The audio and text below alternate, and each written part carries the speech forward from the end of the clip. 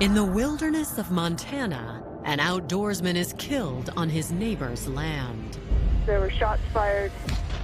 One of them's down. We need somebody up there now. I noticed what looked like a gunshot wound to his hand and a gunshot wound that hit his vest. But was the shooting justified? He reached for a gun, so he drew first and shot him. He said it was in self-defense. When someone's shot in the back, how is it self-defense?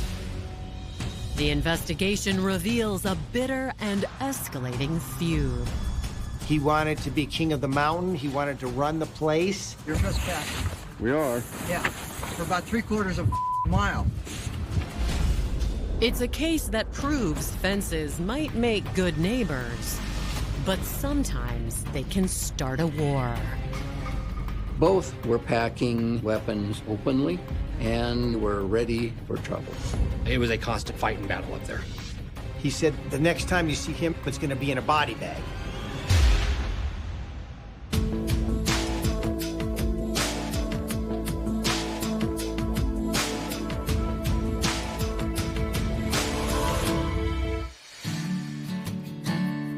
Nestled in the foothills of Montana's Flathead National Forest is a remote getaway known as Diamond Bar X. It's a sportsman's paradise. There's a couple of rivers that run through the area, the Dearborn River and Falls Creek. There's hunting, fishing, backpacking, horseback riding, any kind of outdoor recreation. People are down home. It's a very nice, small, tight-knit community. But on October 18th, 2013, the serenity is threatened when the local sheriff's department receives a 911 call from homeowner Tanny Converse. 911, what is your emergency? Hi, we need the Lewis and Clark County Sheriff to come up the Upper Dearborn, up Falls Creek, having a altercation with a neighbor. And what's going on? I'm like in shock. I'm sorry. The neighbor ran us down with an ATV, and he's just ranting and raving at us. Okay, what's the neighbor's name? Tim Newman. We've had quite a bit of problems with him before. We've had trouble in that area before with these two particular individuals. She was concerned that there was trouble, and she wanted somebody right away. Tanny says her husband, Joe Campbell, is still arguing with Tim, and she's afraid things might get out of hand.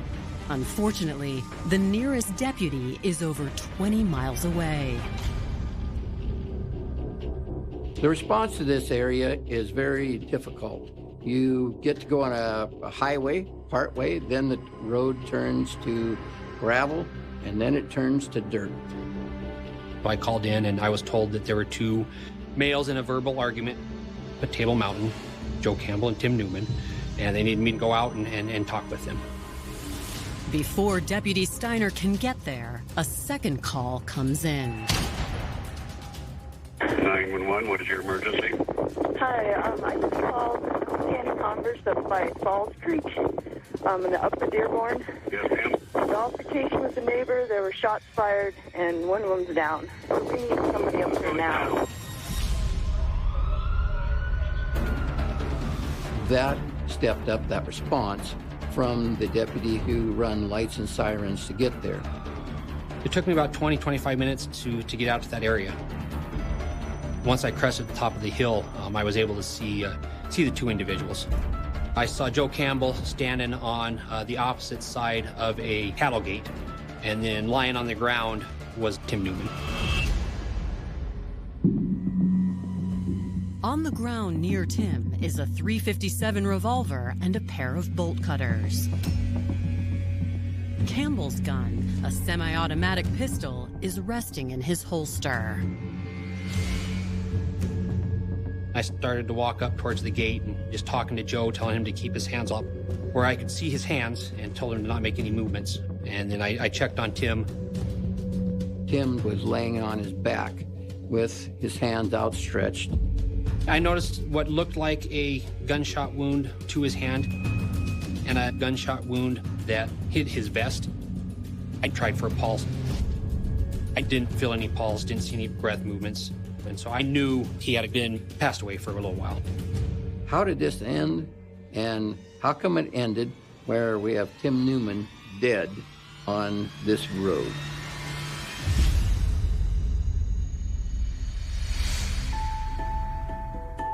Born on August 27, 1960, Timothy Bruce Newman always had a passion for the outdoors. Tim, I believe, was born in California. He spent his early childhood there. And as he was starting out in life and discovering what he wanted to do, I know he came to Montana a few times as a young man. He's got family in eastern Montana, multi-generational ranchers over there. I think that's how he fell in love with the place, and he was looking for his own piece of paradise. Tim especially loved an area known as the Bob Marshall Wilderness, which locals call the Bob. The Bob is one of the largest wilderness areas. Horseback or foot is the only way in there. It's pristine wilderness the way it was 10,000 years ago. In 2001, Tim fulfilled his dream of moving to Montana after his first marriage ended in divorce. He had moved to Great Falls, and he had become an electrician, and he was looking for a cabin to build or to remodel. He had a successful business. I guess I partly based that on the fact that he was able to buy a place up the Diamond Bar X to have an extra home. Tim was great friends with my parents. Tim had recently purchased his property, and as a cabin owner, my dad and Tim had just a ton of interests together, and so they just automatically clicked. The love of horses, love of the land, hunting, fishing, they really hit it off. He was an avid hunter, loved being in the Rocky Mountains, and that cabin afforded him the ability to do that. Tim's cabin had fallen into disrepair over the years, so he spent most of his free time renovating it. In Diamond Bar X, he found a community full of kindred spirits. Everybody had the same interests and the same mindset to come up on the weekends, enjoy your cabin, enjoy your friends, enjoy your neighbors. It was very friendly. The bottom bar was open and had a restaurant there and everything, and everybody would stop and visit and stuff and then head on up to their cabins for the weekend. Tim was a great guy. He was one of those persons that would do anything. He'd give you the shirt off his back. Tim was just a kind-hearted soul, I believe.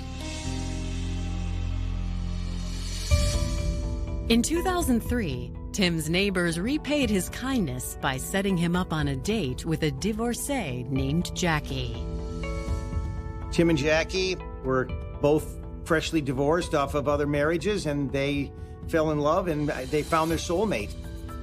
Jackie's a beautiful lady, and I know that Tim loved and respected her, not only for her physical beauty, but she's a very beautiful person on the inside, very caring and giving person. Tim proposed to Jackie after only 2 weeks.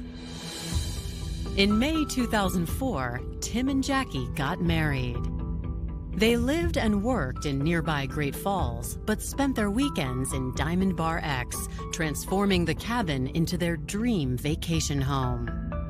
They were both very hard workers, and they would set a goal and work together to attain those goals. All the work that they did is just incredible. If you could see before and after pictures, it's amazing. You could see they were soulmates. They belonged together. They belonged up there. This was just kind of their heaven on earth. But now, those dreams have been shattered. Tim is lying dead on the trail to his beloved wilderness, shot by one of his neighbors, Joe Campbell. Joe is standing there with his hands up. I had a thing of like, how am I going to get him to come through the fence without him putting his hands down, because he'd get too close to his gun for me. So I explained to him to keep his hands on his fence and put the holster next to the gate so I could unholster his gun. When I removed Joe's gun from his holster, the magazine was still in the gun and there was one in the chamber. Joe relayed to me that Tim pulled a gun on him, and Joe said he had defended himself. We know there's history. We've been there multiple times. This is something that we had hoped for a day that would never come. So are we at an index of suspicion that we needed to investigate this very thoroughly? There's two sides of the story. We were able to talk to one. Coming up, investigators learn more about a long-standing feud. He right away said, it's private property and you can't trespass on my property, and grabbed the shotgun and pointed it at us. And one story isn't quite adding up. I think it was staged after the fact.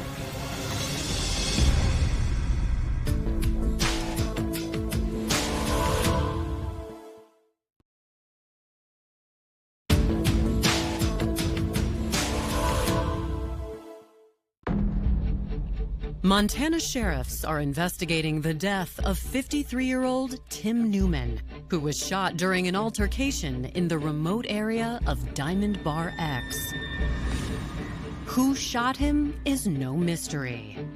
Tim's neighbor, 67-year-old Joe Campbell, has already admitted to pulling the trigger in self-defense. When I got there, Joe was in the back of Deputy Steiner's vehicle. He seemed emotional, as you would expect. He's just in a shooting. At that point, I read Joe his Miranda rights, and he agreed to talk without a lawyer present. Knowing these rights, do you wish to talk to me? And if you say yes now, you can stop at any time answering the questions. It's up to you. I will. I'm wondering whether I should or not, but I will, yes.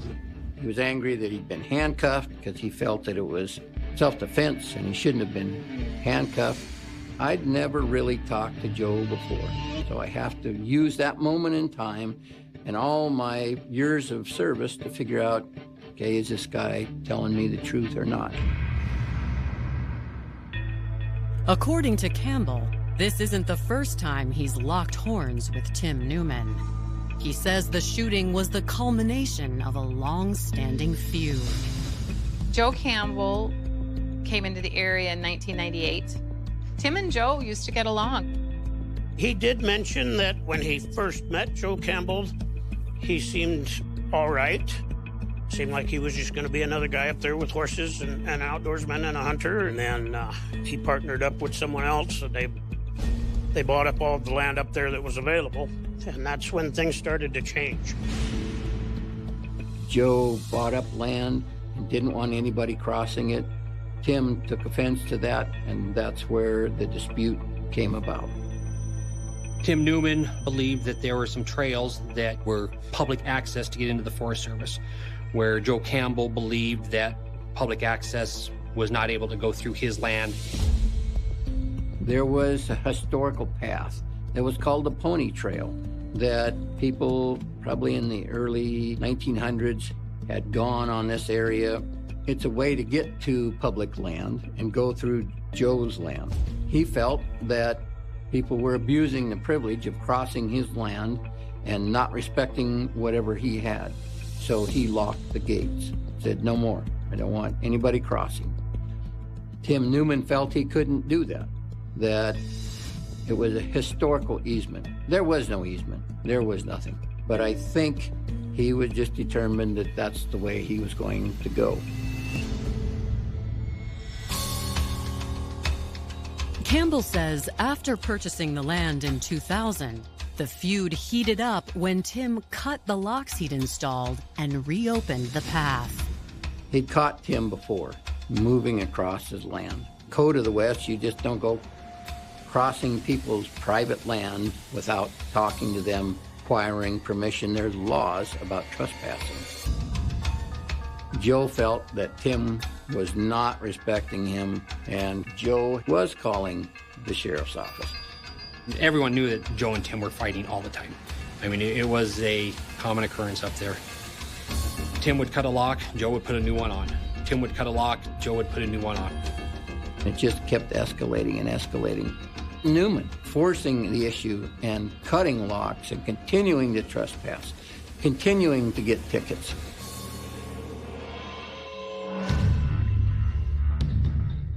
It's been going on for quite a while. So he's been driving around making threats and driving through our meadows. And your deputies have been nothing but super coming up here and responding to trouble calls and threats and that sort of thing. Campbell tells investigators it all came to a head that afternoon as he and his wife Tanny were taking a walk along the access trail. Tim had been following them on a four-wheeler as they'd been walking. He said, as soon as you leave, I'm going to cut the lock.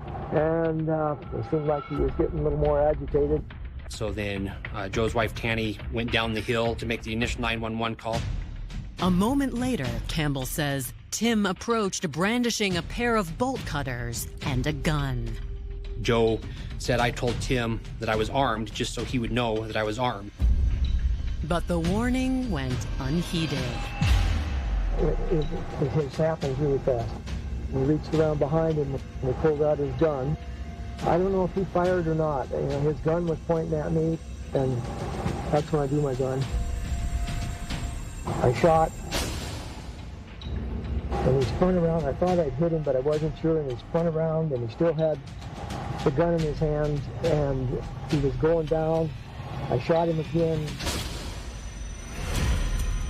I think it was maybe the lower back or something, I don't know. What he described initially was plausible. Was it possible? We didn't know. So we didn't arrest him. We didn't take custody of him at that moment. Following the law, we had to let him go. There was not enough to overcome the law that said we have to prove that it wasn't self-defense. Our stand your ground law is extremely strong. If you are in reasonable fear of bodily injury, you get to use reasonable force to defend yourself, including a weapon. After taking Campbell's statement, detectives inspect the crime scene.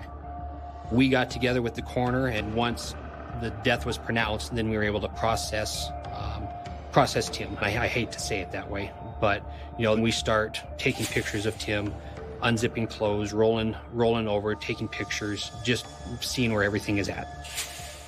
Crime scene was consistent because Joe talked about where Tim had parked his four-wheeler, and there was a four-wheeler on scene. Joe talked about Tim walking up to a gate, and Tim was found within a few feet of the gate. Joe said he was on his property, on his side of the gate, and that's where Joe and all the shell casings were. Next to Tim was his revolver. It was a 6-shot revolver laying on the ground. I didn't see any evidence of his gun being fired.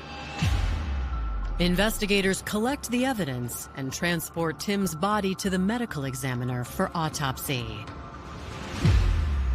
Once the crime scene is secured, officers turn their attention to Joe's wife, Tanny, to corroborate his story. Joe's wife was there to support Joe. Tim Newman was the instigator, and Tim Newman was the aggressor.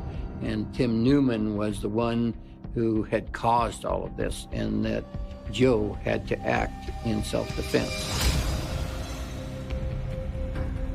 Less than an hour into the investigation, the case already appears to be closed. But not everyone believes Joe's story. As we were leaving the area, a female had flagged us down, and it was Tim's wife. Someone had already told her that Tim was dead. She was very sad, frustrated, angry, mad at the situation. She was crying and said, I asked Tim not to do it.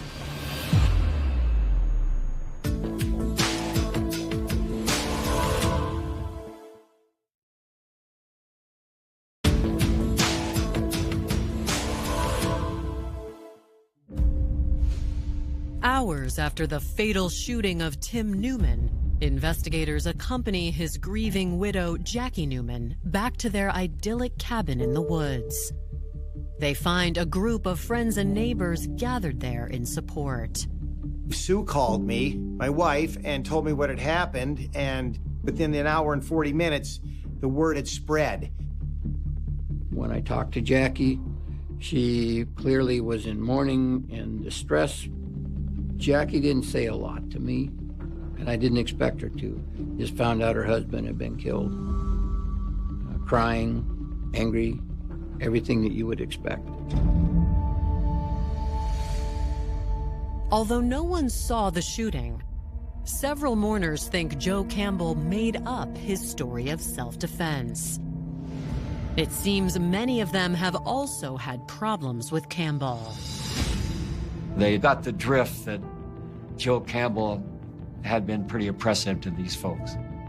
I'm not sure what prompted the change in Joe, but when people have an opportunity to behave badly and they get away with it, it emboldens them to continue that behavior.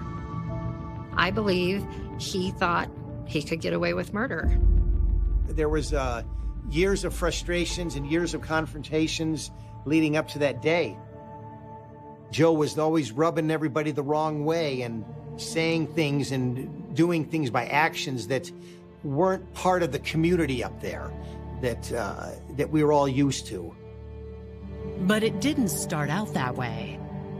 At first, Joe and Tanny seemed to get along with everyone.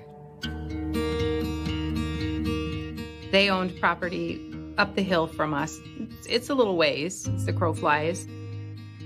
He worked for the Forest Service for a number of years, and then they had retired up to the Diamond Bar X, and Tanny was doing some computer work from home, which back in those days nobody did, but now everybody's doing it. They did a lot of trail running, and so we'd see them go by our place and they'd wave. And we got married at the waterfall that's just below our place, and Joe and Tanny were there, just like all the other neighbors. However, things took a turn once Campbell bought up all of the undeveloped property in the area. There was a little over 600 acres kind of patchworked all over the mountain. A lot here, a lot there, you know, some bigger chunks. As soon as he got that other land, he just changed 100% and wouldn't talk to you. I mean, he'd just complain about everything. If you crossed any part of his land, he was having a fit. Campbell started putting up gates on all the roads that we had accessed, in particular the trails and the roads we had used to access Forest Service land, and claimed that he owned them and everybody who had been using them didn't have access. He can block off all these access points that we had used for years and years, and it had been a traditional use in there for 100 years, and all we were doing is passing through his property into the Forest Service. And he was going to do whatever it took to stop people from going through his land. Tim Newman wasn't the only one who had a problem with the changes. There was some bad blood between Joe Campbell and anyone else that wanted to exercise their rights to enter the wilderness. Every place you'd go, you run into him, and he was always hollering at you to get back on the road. You got to have permission to come up here. Neighbors say they tried reasoning with Campbell to no avail. We tried to have a community meeting to talk about it. He came to that community meeting and basically said, I own the land, I can do what I want. Some people are greedy. He just wanted it all for himself and didn't want anybody else going anywhere on the land. Several times Campbell had stopped people on their horses and actually pointed guns at them, told them to turn around.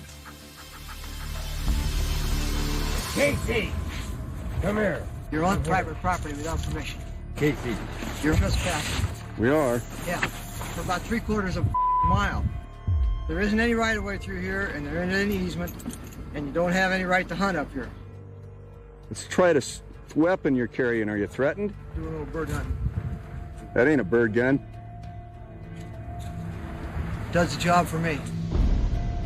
And then he had the incident with Joe Aberly and his daughter, Jocelyn Aberly.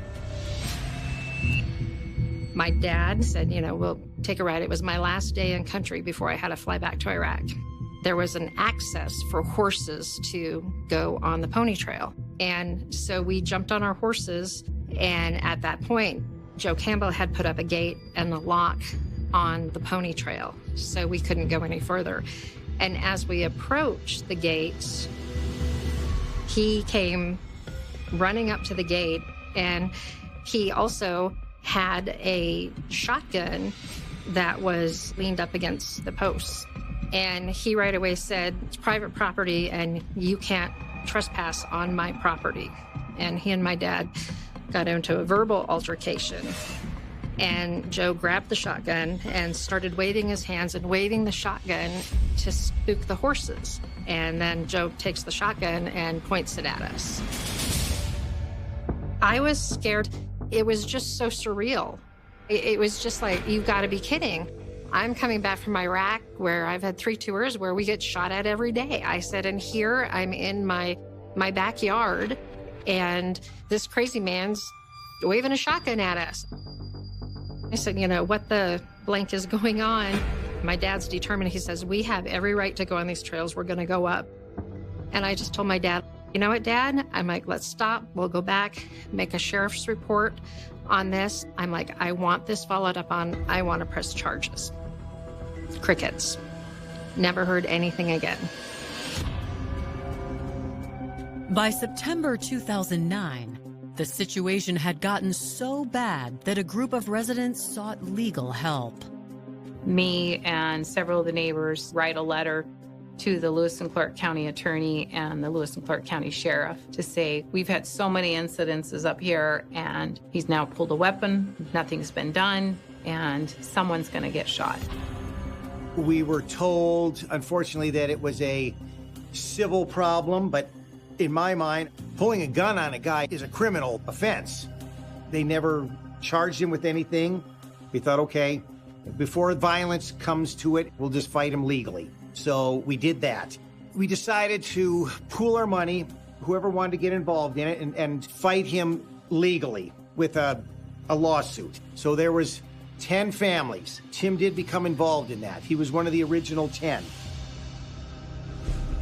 But a costly court battle with a wealthy landowner proved impossible to sustain. After that pool of money was spent, we had to go back to each cabin owner and say, okay, we're out of money, we need more time. Is everybody still in? We lost 2 or 3, I think. Tim was one of them. He said, I just can't afford to do this anymore. That's when Tim decided to take the direct approach. He was just frustrated. Tim thought, I'll just get in trouble so I can get in front of a judge and assert my rights. And he did that by cutting chains and locks and opening gates. That was his civil disobedience. And for all the other cabin owners to gain access. He was doing it for everybody, because that's the kind of guy Tim was. Neighbors say Tim's plan seemed to work. After several trespassing charges, he was set to face Campbell in court that October. But it never came to pass. On August 14th, 2 months before the shooting, the Lewis and Clark County Attorney's Office made a motion to drop the criminal charges, deciding it was a civil matter. That's when things started to really go sour between Joe Campbell and Tim. When Joe Campbell found out that the charges were dropped, he became very irate and made threats to people like, the next time you see Tim, it's going to be in a body bag. And those were his exact words. It didn't take long for Tim to hear about Campbell's threats. A group of us got together and Tim had a gun. It was my understanding that a neighbor asked him about it and he said, I'm carrying it because I'm afraid of Joe Campbell. I'm afraid he's going to pull a gun on me. Both were packing weapons openly, and they were ready for trouble. Coming up, forensic evidence tells Tim Newman's side of the story. That's where our alarm bells went off. This is wrong. This didn't happen the way he said. But his killer might get away with it. There was a lot of people upset about it, so you didn't know if you were going to be next.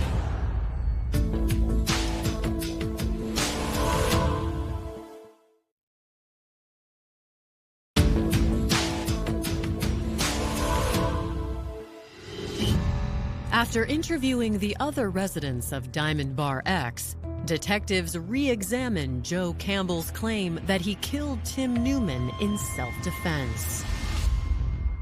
There had been a long time dispute, not just with Tim Newman, but with a vast number of the people at the residence up there. But if they're going to charge Campbell with a crime, investigators need more than a rumor of threats. Self-defense in Montana is implied. We need to prove beyond a shadow of a doubt it wasn't self-defense by the forensic evidence. The day after the shooting, the state medical examiner conducts an autopsy. Police are hoping the results will give them an objective account of how Tim was shot. Mr. Campbell described that the confrontation happened right at the gate. Mr. Newman reached down to pull out his gun, and then Mr. Campbell shot. And he shot him in the hand. And then as he spun, he was firing another one and shot him in the back.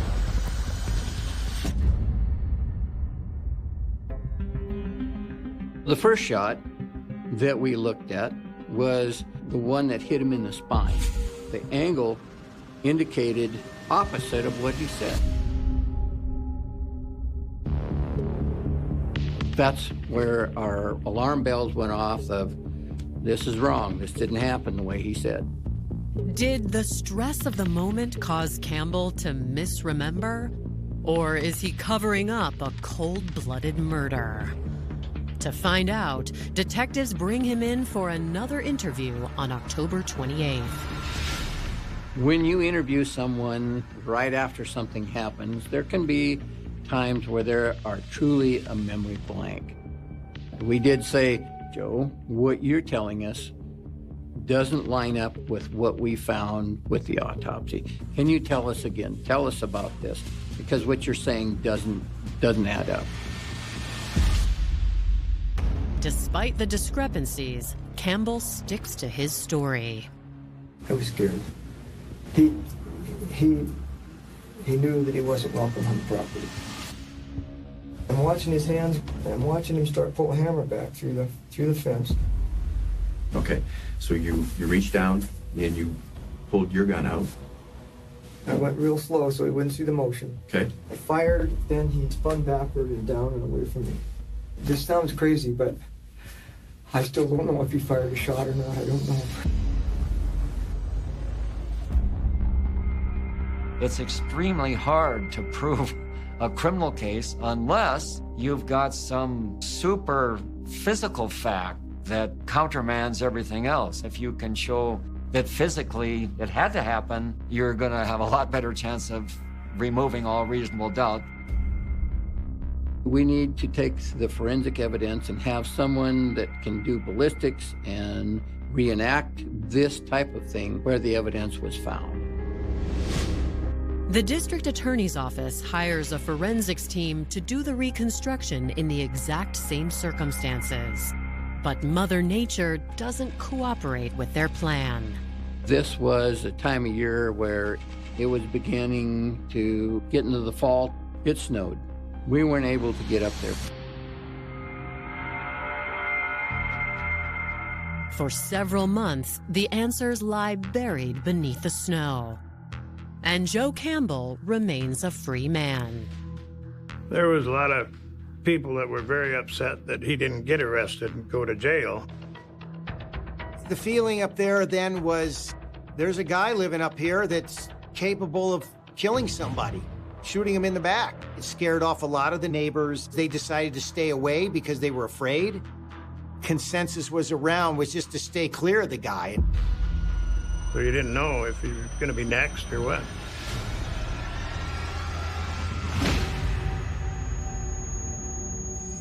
Finally, on May 19th, 2014, the snow melts enough for police to conduct a reenactment at the scene.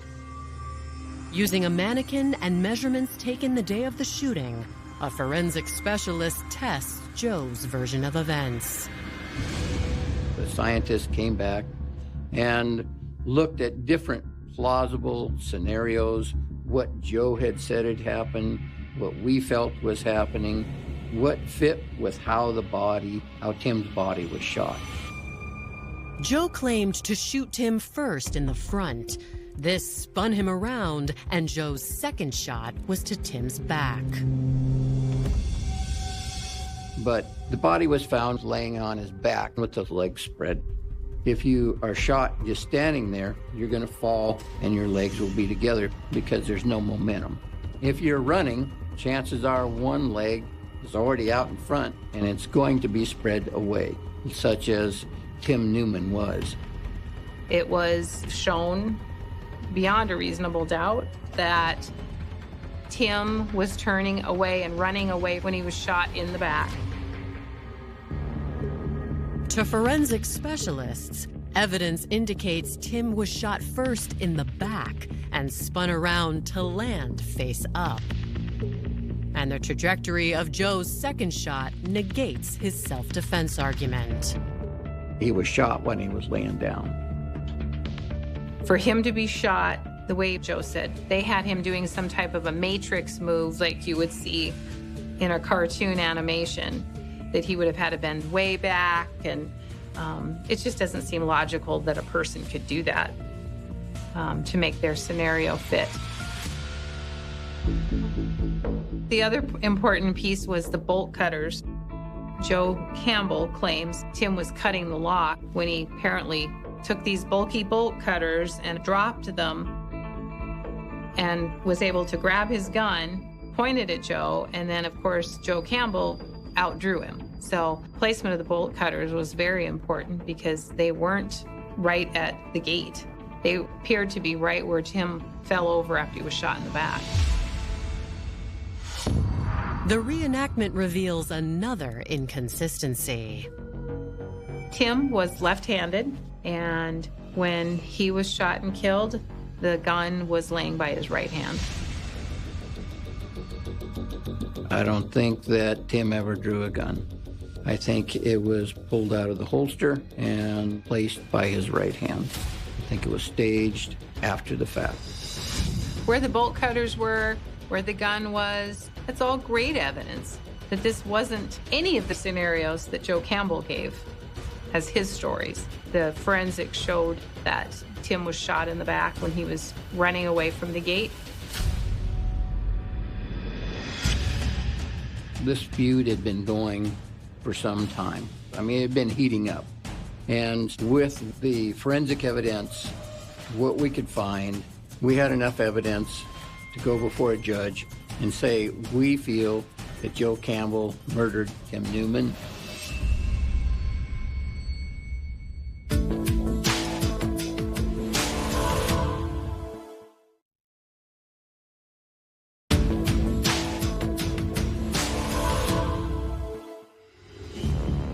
On June 23, 2014, nearly 9 months after Tim Newman was killed, Montana police placed Joe Campbell under arrest. We took quite a few officers with us. We had 2 or 3 go up to Joe's house just in case something might happen. And then Joe was arrested peacefully and there was no incident.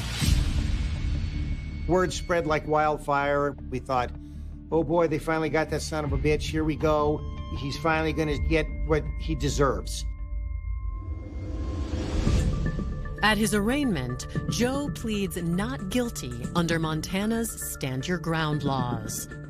The judge sets bail at $1 million, but the wealthy landowner hardly bats an eye. He used his land that this incident happened on as collateral plus cash. He didn't spend a night in jail or anything. He bonded out right away, and that was the end of that.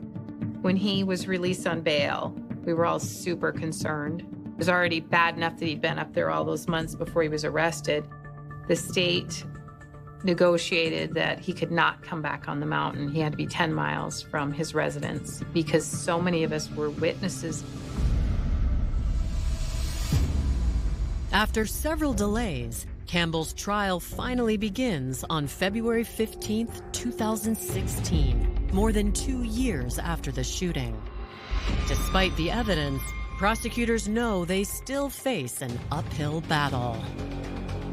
We had to overcome that Western mentality of this is my land, stay off my land, and I have the right to shoot you if I think you're going to pull a gun. When someone's shot in the back, how is it self-defense? When you sift through everything, it seemed pretty absurd. But you have to get 12 jurors to agree beyond a reasonable doubt.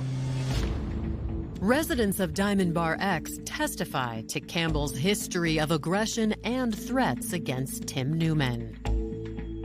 Prosecutors also walk the jury through the reenactment, proving Tim was shot as he attempted to run.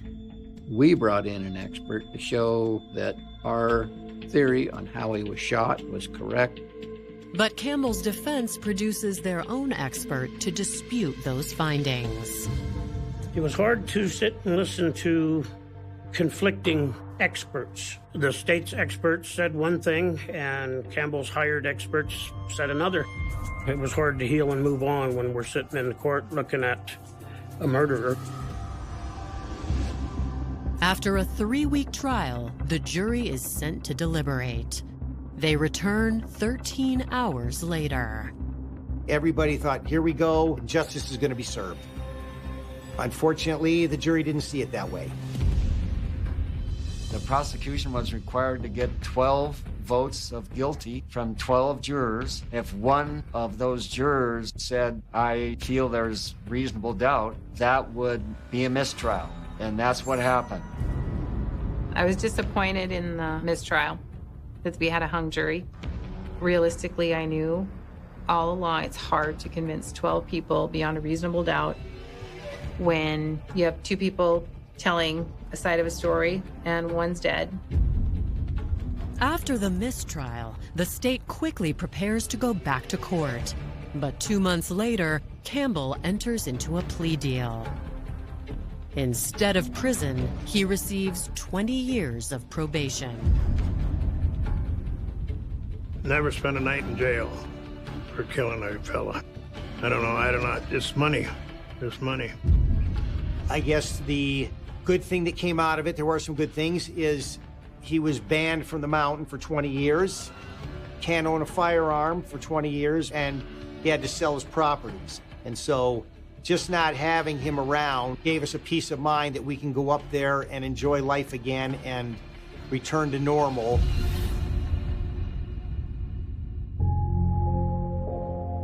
A memorial now marks the spot where Tim Newman was killed, fighting for the land he loved.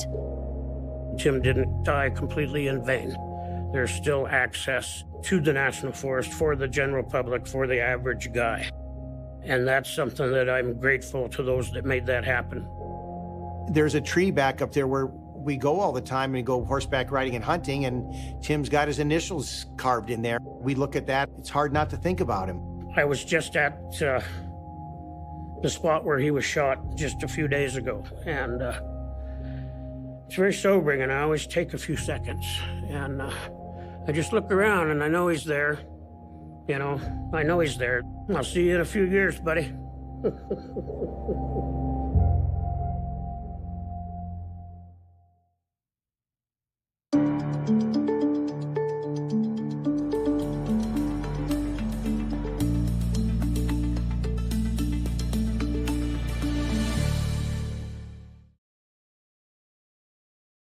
The human heart possesses an inherent longing for sanctuary, a place where the noise of the modern world fades into the whispering boughs of ancient pine trees and the gentle murmur of mountain streams. For many, the rugged foothills of the Flathead National Forest in the state of Montana represent the ultimate realization of this dream. It is a vast, pristine expanse where the Dearborn River and Falls Creek carve their ways through the valleys, offering a haven for those who seek to connect with the raw beauty of nature. In such remote landscapes, communities often form tight bonds, united by a shared appreciation for the wilderness and a quiet lifestyle. Yet, the very isolation that draws people to these beautiful retreats can sometimes foster a dark, insular environment. When human friction is left unchecked, when personal disputes are allowed to fester in the absence of immediate external mediation, the grandeur of the mountains can quickly become the backdrop for a bitter and unnecessary tragedy. The case of the dispute at the Diamond Bar X community serves as a profound and sobering reminder of how easily pride, territoriality, and the illusion of absolute control can erode the foundations of neighborly peace, ultimately culminating in a senseless loss of life. To understand why such tragic cases occur with troubling frequency in rural and semi-isolated regions, one must examine the deep-seated psychological motives that govern human interactions regarding land and boundaries. Across history, disputes over territory have been among the most persistent catalysts for conflict. When individuals purchase land in remote areas, they often do so with the expectation of absolute sovereignty. There is a psychological phenomenon where an owner begins to view their property not merely as a legal parcel, but as an extension of their personal identity and power. This mindset can easily escalate into what is colloquially known as the king of the mountain syndrome, wherein a landowner seeks to dictate the movements of everyone around them, viewing any perceived intrusion as a direct challenge to their authority. In the wilderness, where formal boundaries may be obscured by natural features and historical pathways, the potential for misunderstanding is immense. When one party believes they possess the unilateral right to block access to public lands, while another party relies on historical easements to enjoy the surrounding wilderness, a clash of fundamental beliefs becomes inevitable. This territorial anxiety is often compounded by the physical reality of rural life, where law enforcement resources are stretched thin and response times are measured in hours rather than minutes. In the Diamond Bar X community, the nearest deputy sheriff was located over 20 miles away, traversing roads that shifted from paved highways to gravel and finally to rugged dirt tracks. This geographical isolation creates a dangerous vacuum. When disputes arise, individuals may feel a premature need to assert themselves, believing that they must be their own arbiters of justice because help is too far away. This self-reliance, while noble in many aspects of pioneer life, becomes highly dangerous when it manifests as armed confrontation. The frequency of these cases is further fueled by the widespread presence of firearms in rural communities, where carrying a weapon is often viewed as a practical necessity for protection against wildlife, or as a traditional right. When intense personal animosity is combined with the constant open carrying of lethal weapons, the threshold for tragedy is drastically lowered. What might have been a heated verbal argument in a suburban neighborhood can rapidly transform into a fatal shooting in the isolated woods. The roots of the tragic encounter on October 18, 2013, were planted years earlier when the dynamics of the Diamond Bar X community began to shift. Timothy Bruce Newman, a man born in California on August 27, 1960, had spent his youth discovering a profound love for the rugged landscapes of Montana, where his family had multi-generational ranching roots. Determined to build a life surrounded by the wilderness he cherished, Timothy moved to Great Falls in the year 2001. After the conclusion of his first marriage, he established a successful business as an electrician, using his hard-earned resources to purchase a cabin in the Diamond Bar X area. The cabin was in a state of disrepair, but Timothy viewed it as a labor of love, spending his weekends restoring the structure and integrating himself into the local community. By all accounts, Timothy was a warm, generous soul who would readily assist his neighbors with any task, embodying the cooperative spirit of the mountains. In the year 2004, he married his soulmate, Jackie, and together they transformed the cabin into their personal heaven on earth, sharing a passion for horses, hunting, and the pristine wilderness of the nearby Bob Marshall Wilderness. However, the tranquility of this mountain sanctuary was disrupted by the actions of another landowner, Joe Campbell, who had arrived in the area in the year 1998.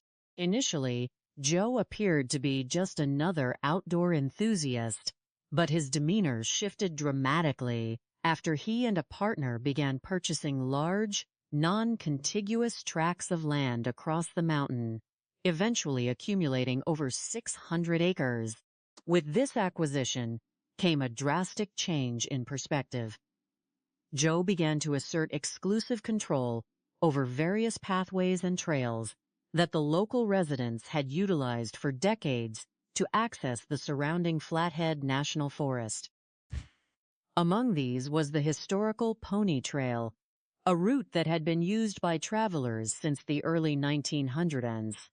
Joe maintained that these trails crossed his private property and that public access was entirely forbidden, leading him to install heavy gates secured with locks. For Timothy and many other cabin owners, this sudden restriction was a violation of traditional access rights and historical easements.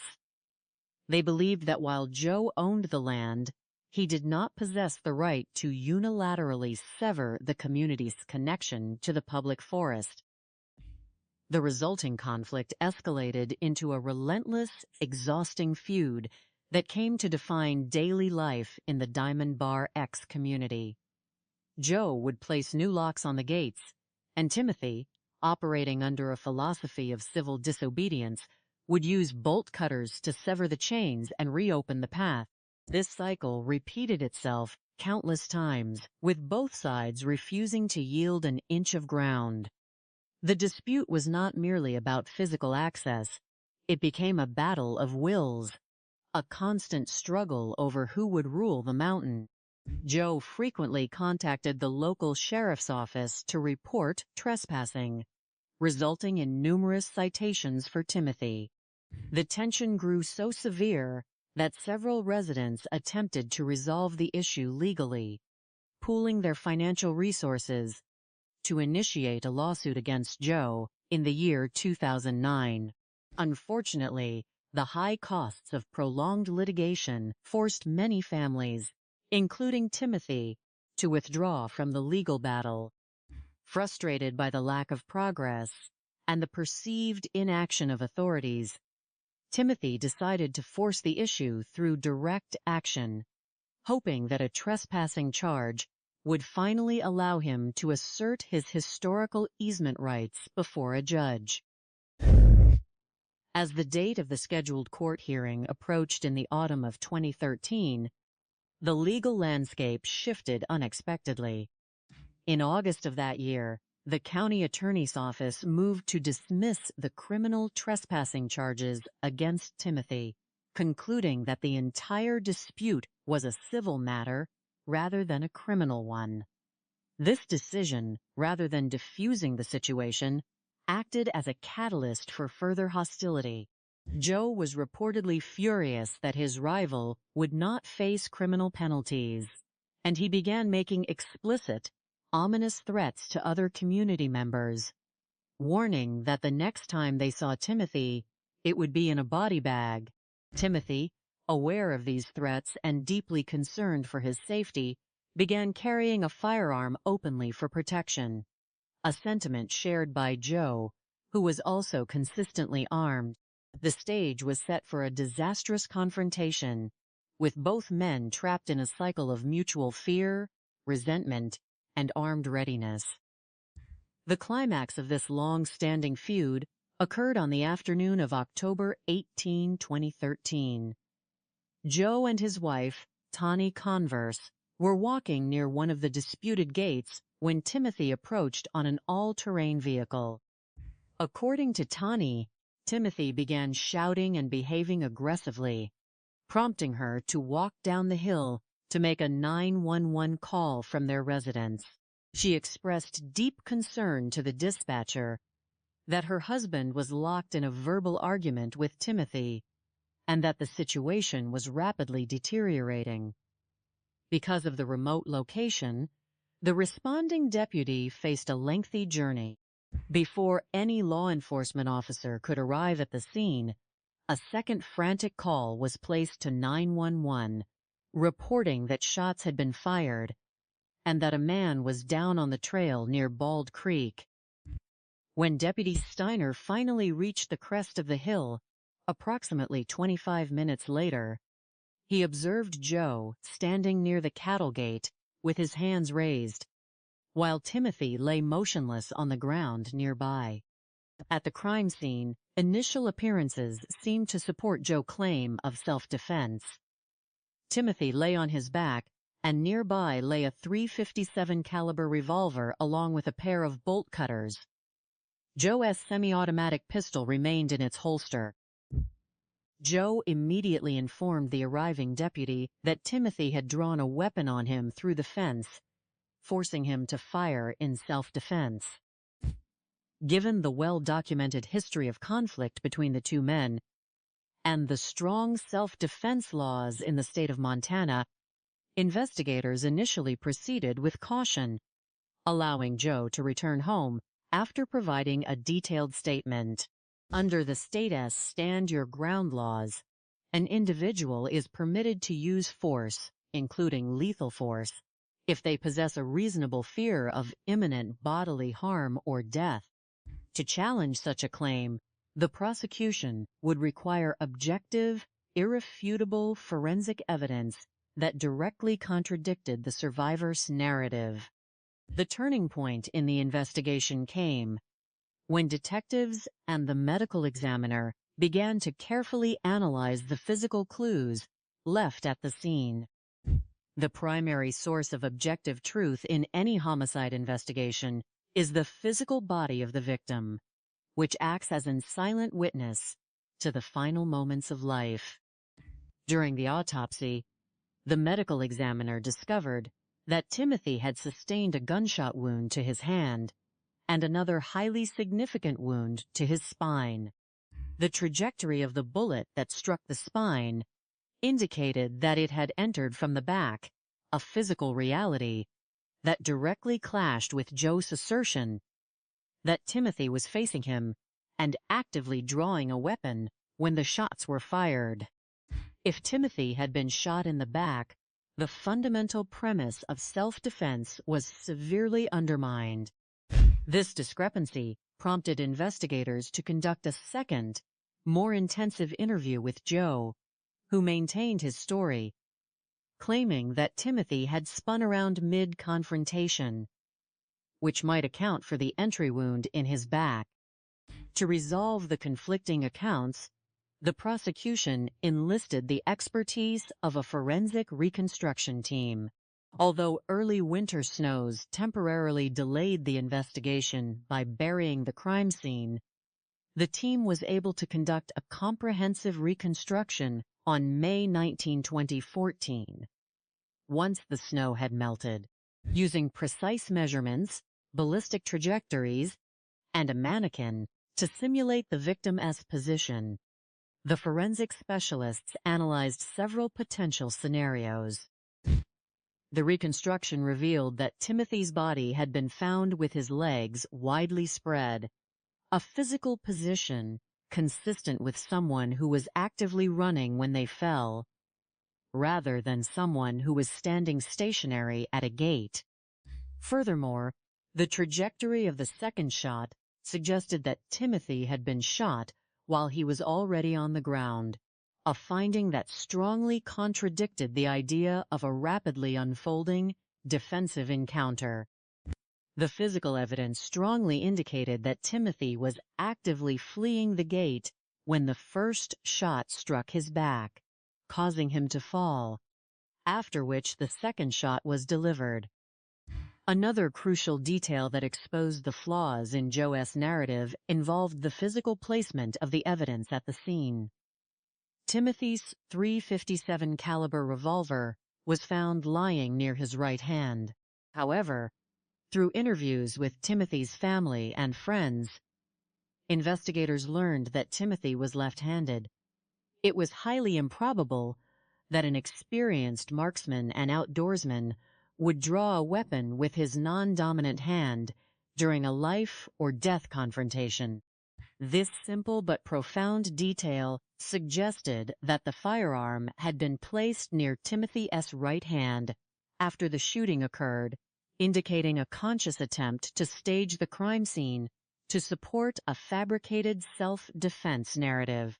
Additionally, the location of the heavy bolt cutters, which were found near where Timothy fell, rather than at the gate where he was allegedly cutting the lock, further weakened Joe's timeline of events.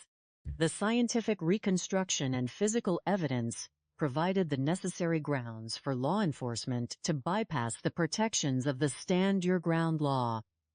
And on June 23, 2014, Joe was arrested and charged with murder. The sophistication of the perpetrator in this case was characterized not by high-tech deception, but by a calculated attempt to exploit the legal framework of self-defense and the physical isolation of the crime scene.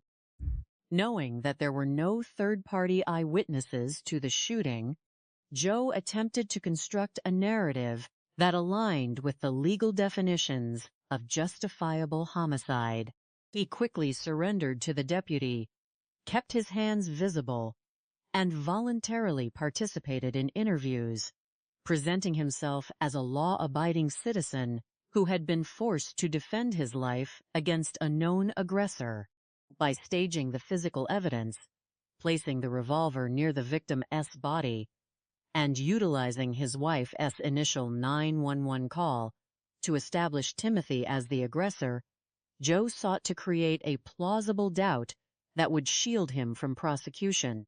However, his sophistication was ultimately undermined by his lack of understanding of modern forensic science, which can reconstruct trajectories and identify inconsistencies that the human eye might overlook in the immediate aftermath of a crisis. He overlooked the vital detail of Timothy's left-handedness, a simple biological fact that exposed the fabricated nature of the staged scene. The subsequent legal proceedings highlighted the immense difficulty of prosecuting homicide cases in jurisdictions with strong self-defense statutes, especially when the only other witness is deceased. Joe's trial began on February 15, 2016, more than 2 years after the shooting. The prosecution presented the comprehensive forensic reconstruction, the testimony of neighbors regarding Joe's history of armed aggression, and the critical discrepancy of the victim's handedness. In response, the defense presented its own forensic experts who offered alternative interpretations of the bullet trajectories, attempting to recreate a scenario where the wounds could have occurred during a dynamic, twisting struggle. This battle of experts created sufficient ambiguity for the jury. After 13 hours of deliberation, the jury was unable to reach a unanimous verdict, resulting in a mistrial due to a hung jury. This outcome was a devastating blow to Timothy's family and the Diamond Bar X community, illustrating how difficult it is to secure a conviction when a defense team can successfully introduce even a sliver of doubt regarding a chaotic physical encounter. Rather than proceeding to a second costly and uncertain trial, the state and the defense ultimately agreed to a plea bargain in April of 2016. Joe entered a plea deal that resulted in 20 years of probation.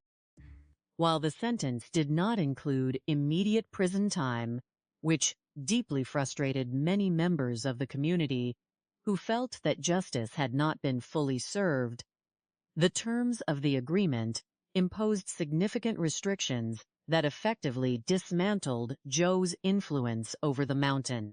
Under the terms of his probation, Joe was permanently banned from returning to his properties in the Diamond Bar X area, was forbidden from owning or possessing firearms for 20 years, and was legally required to sell his extensive land holdings in the region.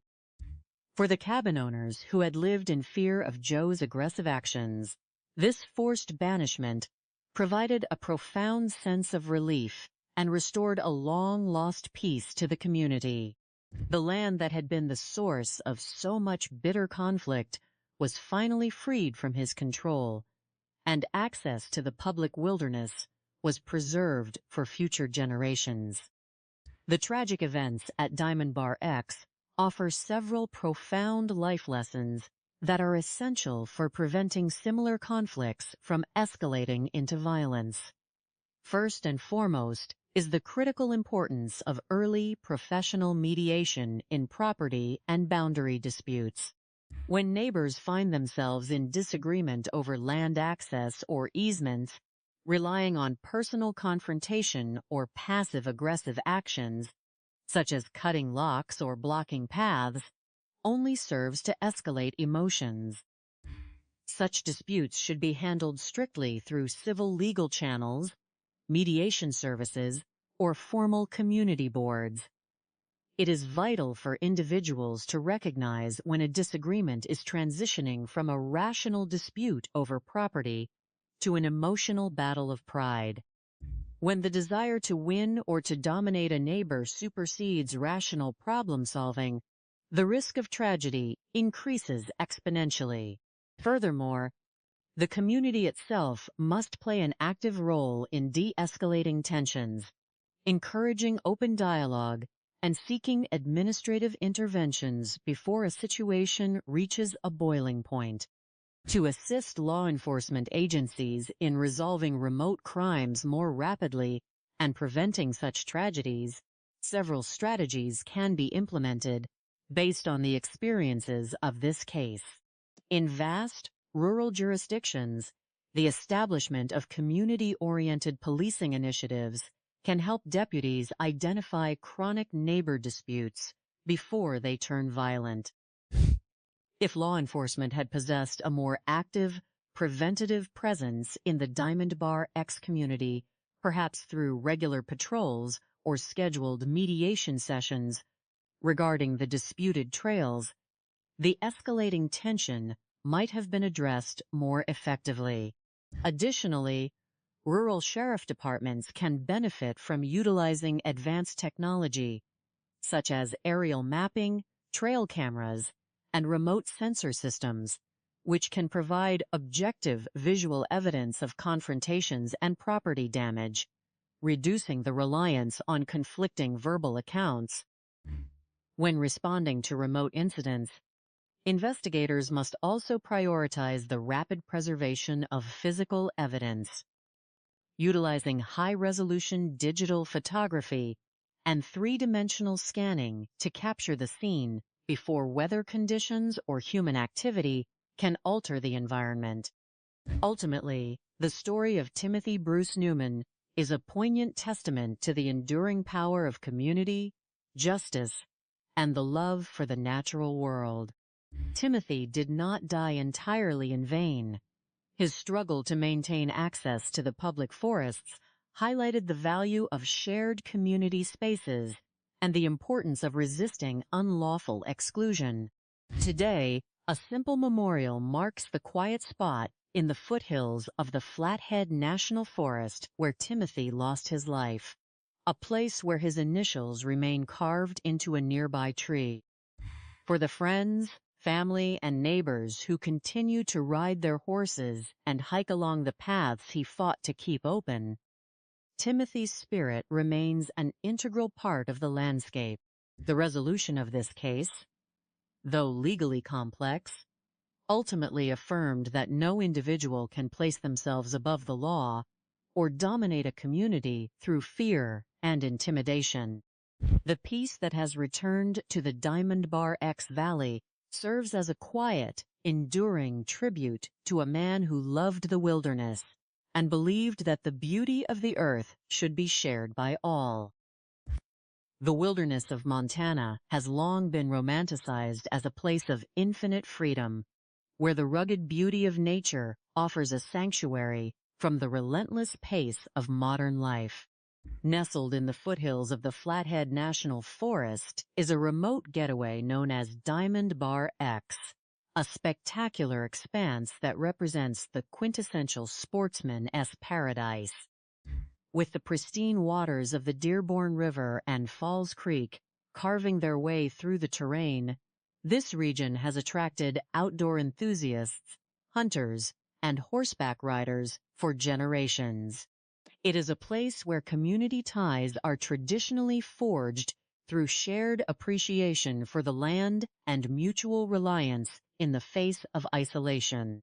However, the very qualities that make such a landscape desirable, its vastness and remoteness, can also foster a dangerous sense of isolation where personal grievances fester away from the tempering eyes of society. In this specific wilderness, a long-standing and bitter feud over property lines and historical access routes ultimately culminated in a fatal confrontation, proving that while fences might make good neighbors in theory, they can also serve as the catalyst for an unnecessary war. To understand how a community known for its tight-knit and friendly atmosphere descended into suspicion and tragedy, one must examine the history of the two primary individuals involved. Timothy Bruce Newman, born on August 27, 1960, was a man whose soul belonged to the outdoors. Although he spent his early childhood in California, his visits to family members who operated multi-generational ranches in eastern Montana instilled in him a deep affection for the state. As a young man, he fell in love with the majestic expanses of the Rocky Mountains, particularly the Bob Marshall Wilderness, a massive and untouched ecosystem accessible only by foot or horseback. In the year 2001, following the dissolution of his first marriage, Timothy decided to fulfill his lifelong dream by relocating permanently to Great Falls, Montana, where he established a successful career as an electrician.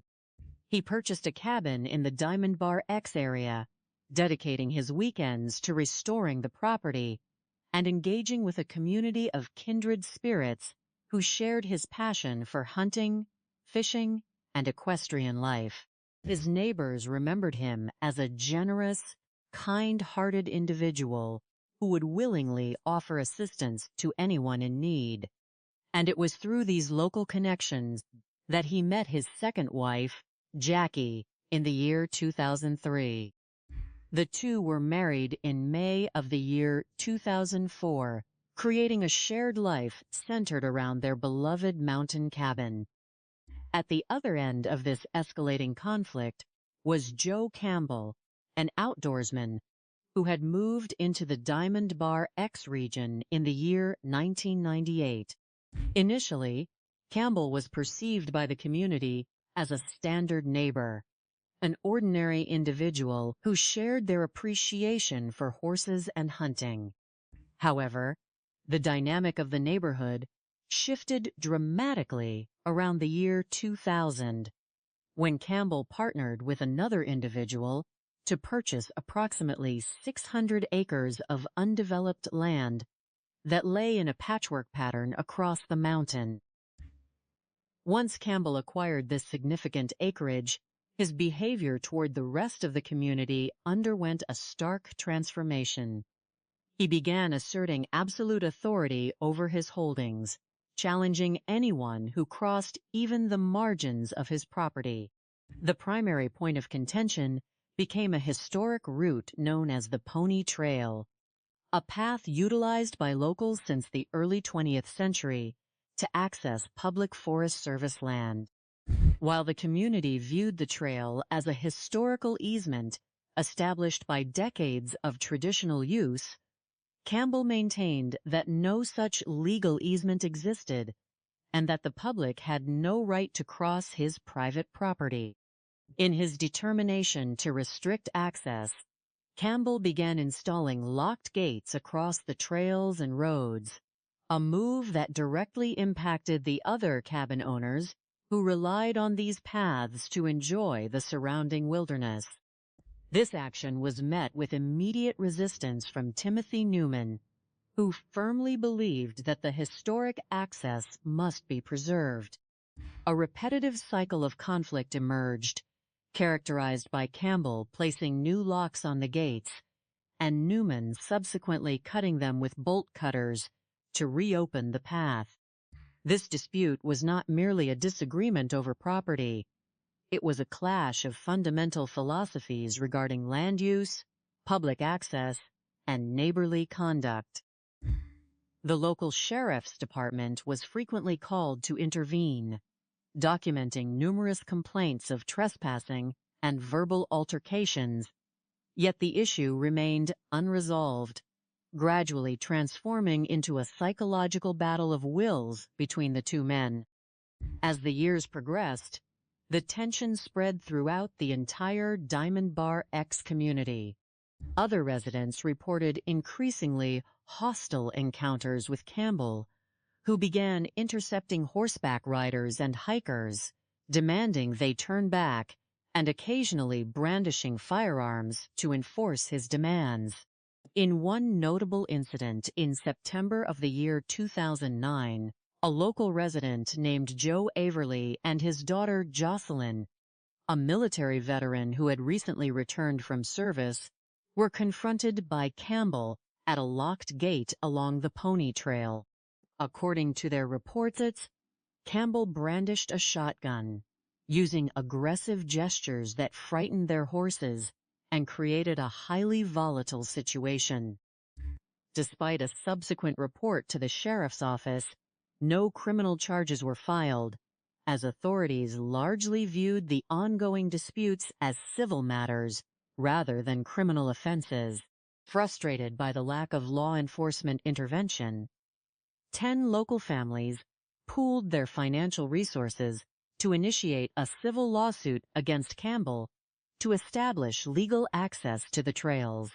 However, the high financial cost of sustained litigation eventually forced several participants, including Timothy Newman, to withdraw from the legal challenge, leaving Newman to rely once again on direct civil disobedience by physically cutting locks to assert his perceived rights.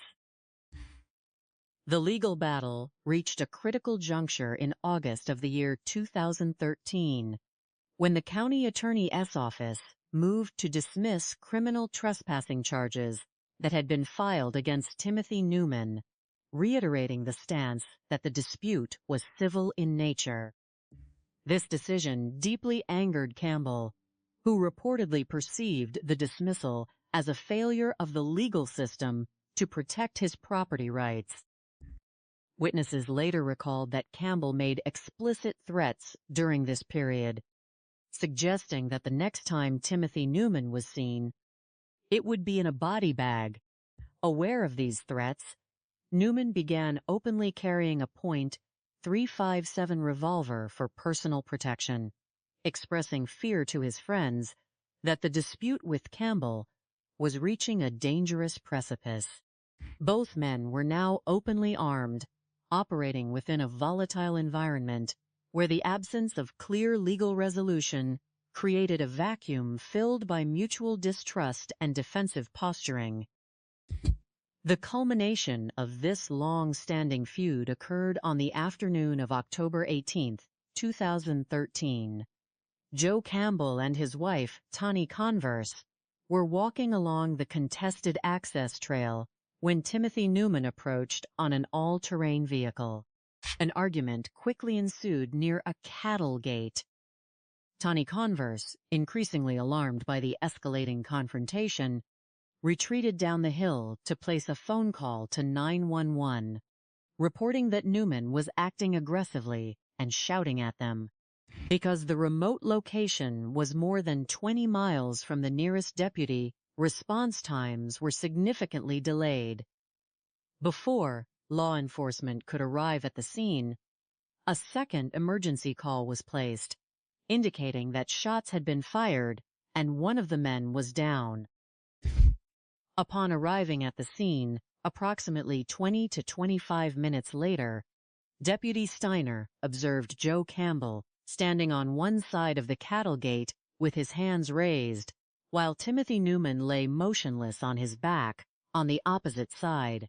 A .357 revolver and a pair of bolt cutters were lying on the ground near Newman, while Campbell's semi-automatic pistol remained in his holster. After securing Campbell, the deputy confirmed that Newman had succumbed to his injuries, noting what appeared to be a gunshot wound to his hand and another to his chest area. In his initial statement to investigators, Campbell asserted that he had acted entirely in self-defense.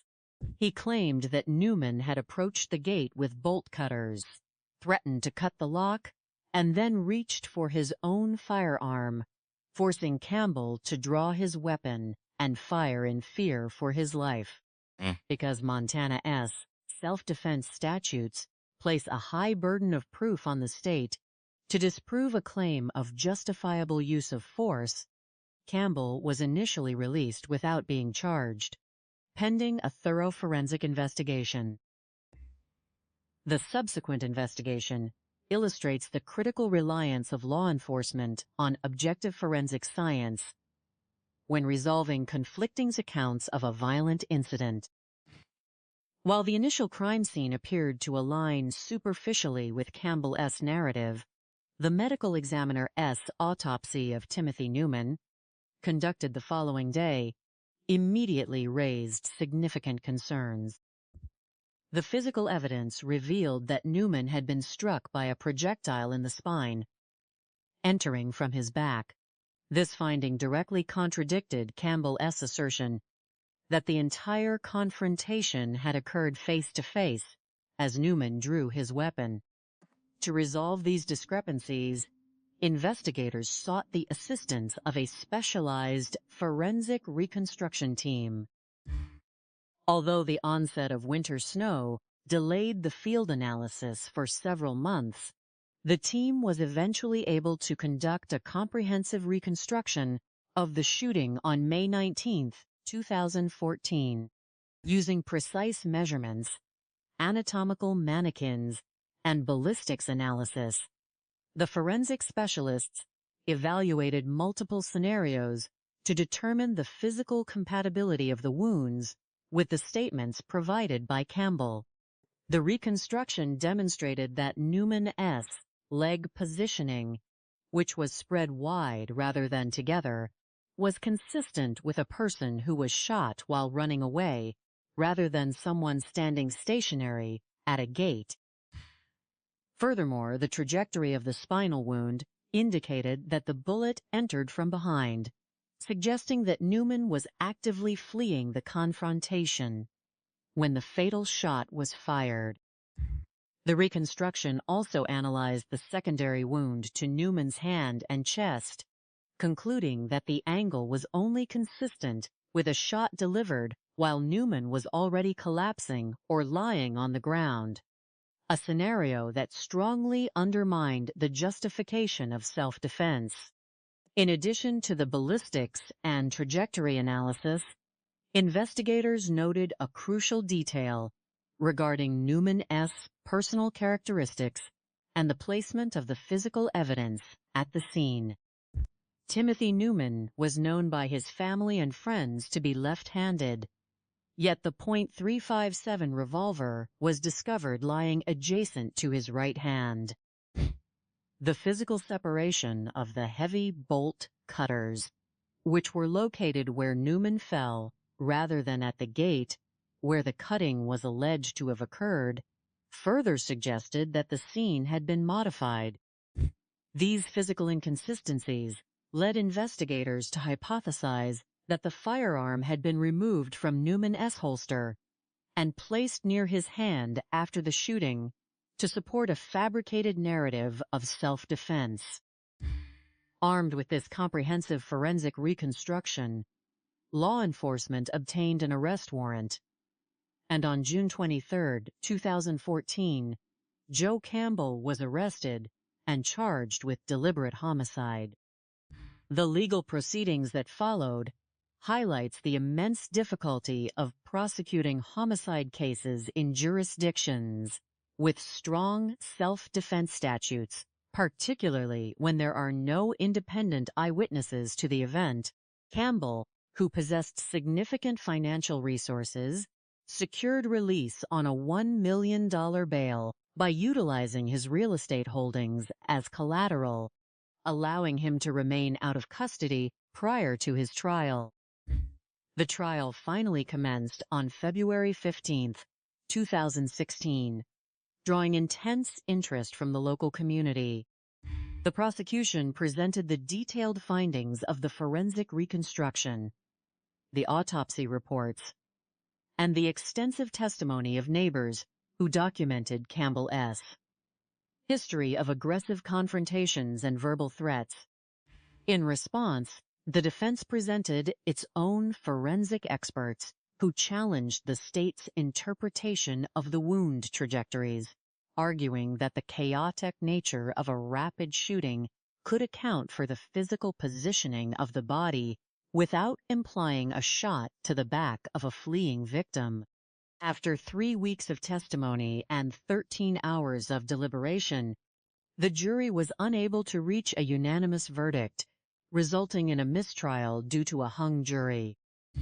Under the law, the state was required to convince all 12 jurors beyond a reasonable doubt, and the presence of conflicting expert testimony proved sufficient to create doubt in the mind of at least one juror. Recognizing the challenges of a second trial, the state subsequently entered into a plea agreement with Campbell. Under the terms of the agreement, Campbell pleaded guilty to a lesser charge, receiving 20 years of probation. While the sentence did not include immediate incarceration, it imposed strict conditions that directly addressed the safety concerns of the Diamond Bar X community. Campbell was permanently prohibited from possessing firearms, banned from returning to the mountain community, and required to sell all of his real estate holdings in the area. For the residents of Diamond Bar, Texas, this resolution finally restored a sense of peace and security, ensuring that the individual responsible for the ongoing terror and final tragedy was permanently removed from their lives. An analysis of the motives underlying this crime reveals a profound psychological pattern often observed in severe property disputes. The conflict was driven not merely by the economic value of the land or the legal definitions of easements, but by a deeply ingrained psychological need for absolute control, often referred to in informal terms as wanting to be the king of the mountain. For an individual like Joe Campbell, the ownership of land became linked to an assertion of personal dominance, where any intrusion by neighbors, regardless of historical precedent, was perceived as a direct challenge to his authority. This mindset fosters an escalation bias, where each subsequent confrontation increases the emotional investment in the dispute, making compromise feel like a humiliating defeat. Timothy Newman, conversely, was motivated by a strong sense of justice and community preservation, viewing Campbell's death's locked gates as an unlawful deprivation of shared heritage. When two individuals holding such unyielding philosophies confront one another in an isolated environment, the potential for violence escalates exponentially. These cases occur with troubling frequency in rural and semi-rural areas across many regions, largely due to a combination of geographical, social, and legal factors. In remote wilderness settings, the physical distance from law enforcement creates a self-reliance trap, where residents feel they must resolve disputes independently because help is miles away. This isolation can embolden aggressive personalities who believe their actions will escape immediate scrutiny. Additionally, the romanticized cultural narrative of the American West, which emphasizes absolute property rights and self-defense, can lead individuals to misinterpret complex civil property laws as personal mandates to use force. When combined with modern self-defense statutes like stand your ground laws, individuals may falsely believe that any subjective feeling of fear justifies the use of lethal force, failing to realize that the legal standard for such defense remains strictly tied to reasonable, objective necessity. For law enforcement, the resolution of this case underscores the vital importance of preserving physical evidence and conducting objective, scientific reconstructions. When responding to isolated incidents with conflicting narratives, investigators cannot rely solely on the statements of the survivors. The physical layout of the scene, the positioning of tools and weapons, and the precise medical examination of entry and exit wounds serve as silent, unalterable witnesses to the truth. The identification of Timothy Newman's left-handedness and the subsequent placement of the revolver near his right hand is a prime example of how a small, easily overlooked detail can expose a sophisticated attempt to stage a crime scene. To accelerate the apprehension of perpetrators in similar rural disputes, law enforcement agencies must improve the documentation and tracking of persistent civil complaints, recognizing that repeated disputes over boundaries and easements are often early warning signs of potential violence. By utilizing modern technology such as spatial mapping, digital terrain scanning, and advanced ballistic modeling immediately following an incident, investigators can construct accurate profiles that bypass the delays often caused by changing seasonal weather. The tragic loss of Timothy Newman offers profound life lessons for communities and individuals alike. It serves as a stark warning against allowing pride and territorial disputes to override human empathy and common sense. When conflicts over property arise, seeking formal mediation and adhering strictly to legal channels, despite the slow pace and financial costs, remains the only safe path forward. Engaging in direct, physical confrontations in isolated areas while carrying firearms creates an environment where a single moment of anger can result in permanent, devastating consequences. For the Diamond Bar X community, the memorial established at the site of the shooting remains a sober reminder of the cost of this feud, but also a symbol of their successful efforts to preserve the natural beauty and open access of the land Timothy Newman loved. Ultimately, the victory of justice in this case, though tempered by the compromises of the legal system, highlights the enduring power of community solidarity and scientific truth in overcoming territorial aggression and restoring peace to a mountain paradise. The human desire to seek sanctuary in the untouched corners of the world is a timeless impulse. People often believe that by escaping to the wilderness, they can leave behind the complexities, friction, and noise of modern societal life. In the foothills of the Flathead National Forest in Montana, there exists a remote getaway known as Diamond Bar X. It is a place that many would call a paradise, defined by the gentle flow of the Dearborn River and the rushing waters of Falls Creek. For decades, this rugged landscape offered an escape where individuals could engage in hunting, fishing, backpacking, and horseback riding, surrounded by pristine wilderness that seemed to exist outside the relentless march of time.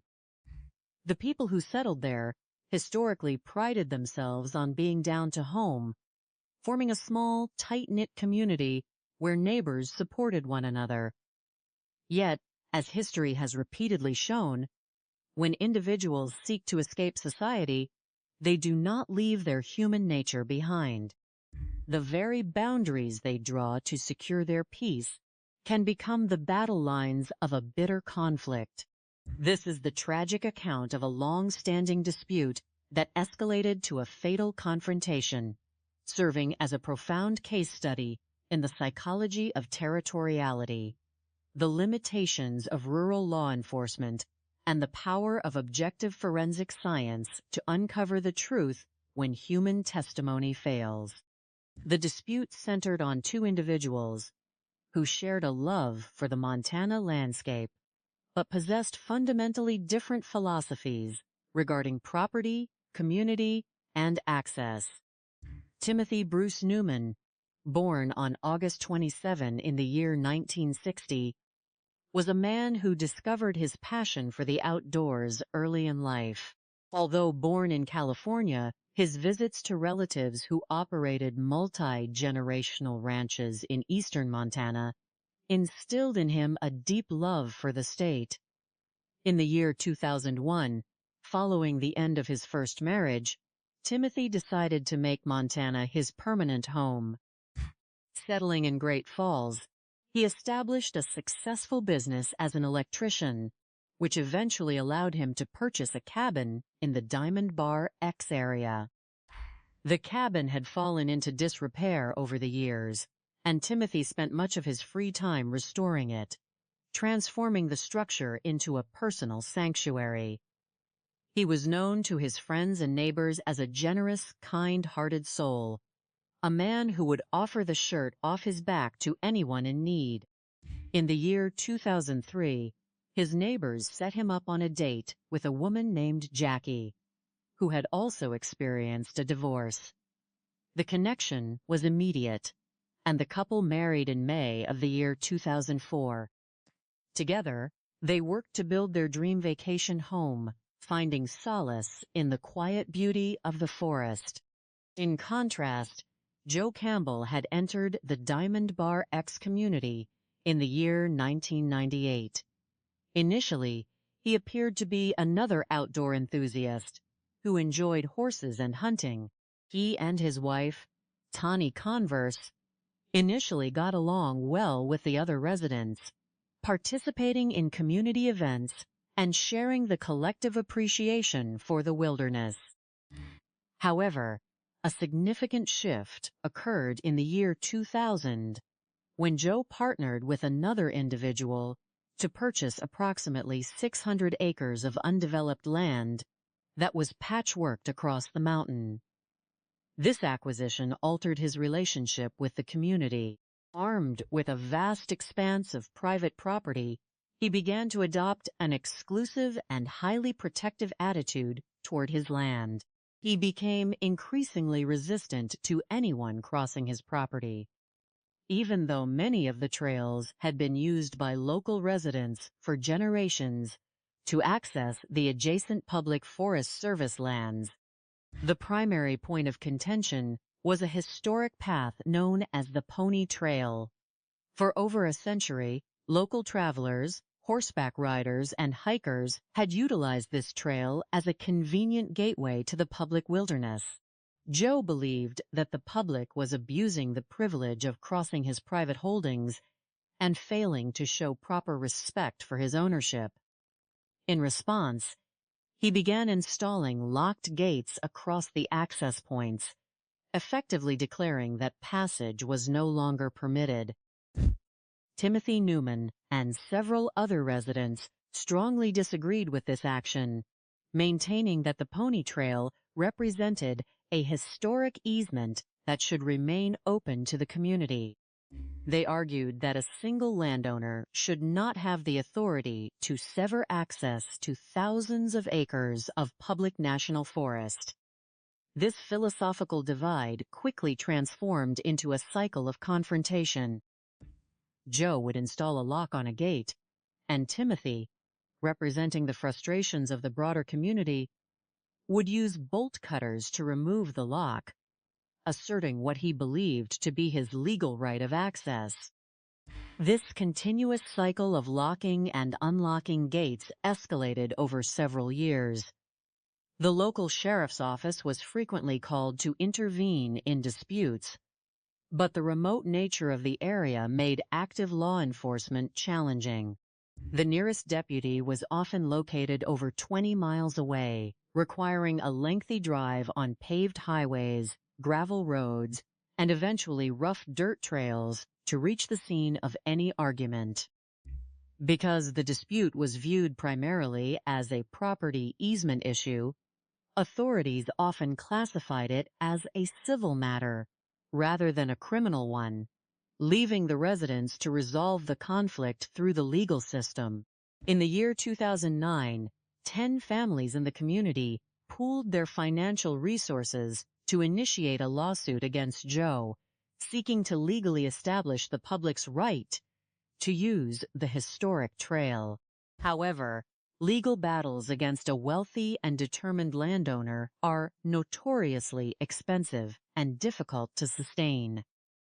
Over time, as the financial burden grew, several families were forced to withdraw from the lawsuit, including Timothy, who could no longer afford the ongoing legal fees. Frustrated by the limitations of the civil courts, Timothy decided to engage in a form of civil disobedience. He continued to cut the locks on the gates, fully expecting that his actions would eventually lead to trespassing charges. His strategy was to force the issue into a criminal court, where he believed a judge would finally have to rule on the validity of the historic easement. His plan appeared to be moving forward when he was indeed charged with criminal trespassing, with a court date scheduled for October of the year 2013. However, in August of that year, the county attorney's office moved to dismiss the criminal charges, reiterating that the underlying dispute was a civil matter.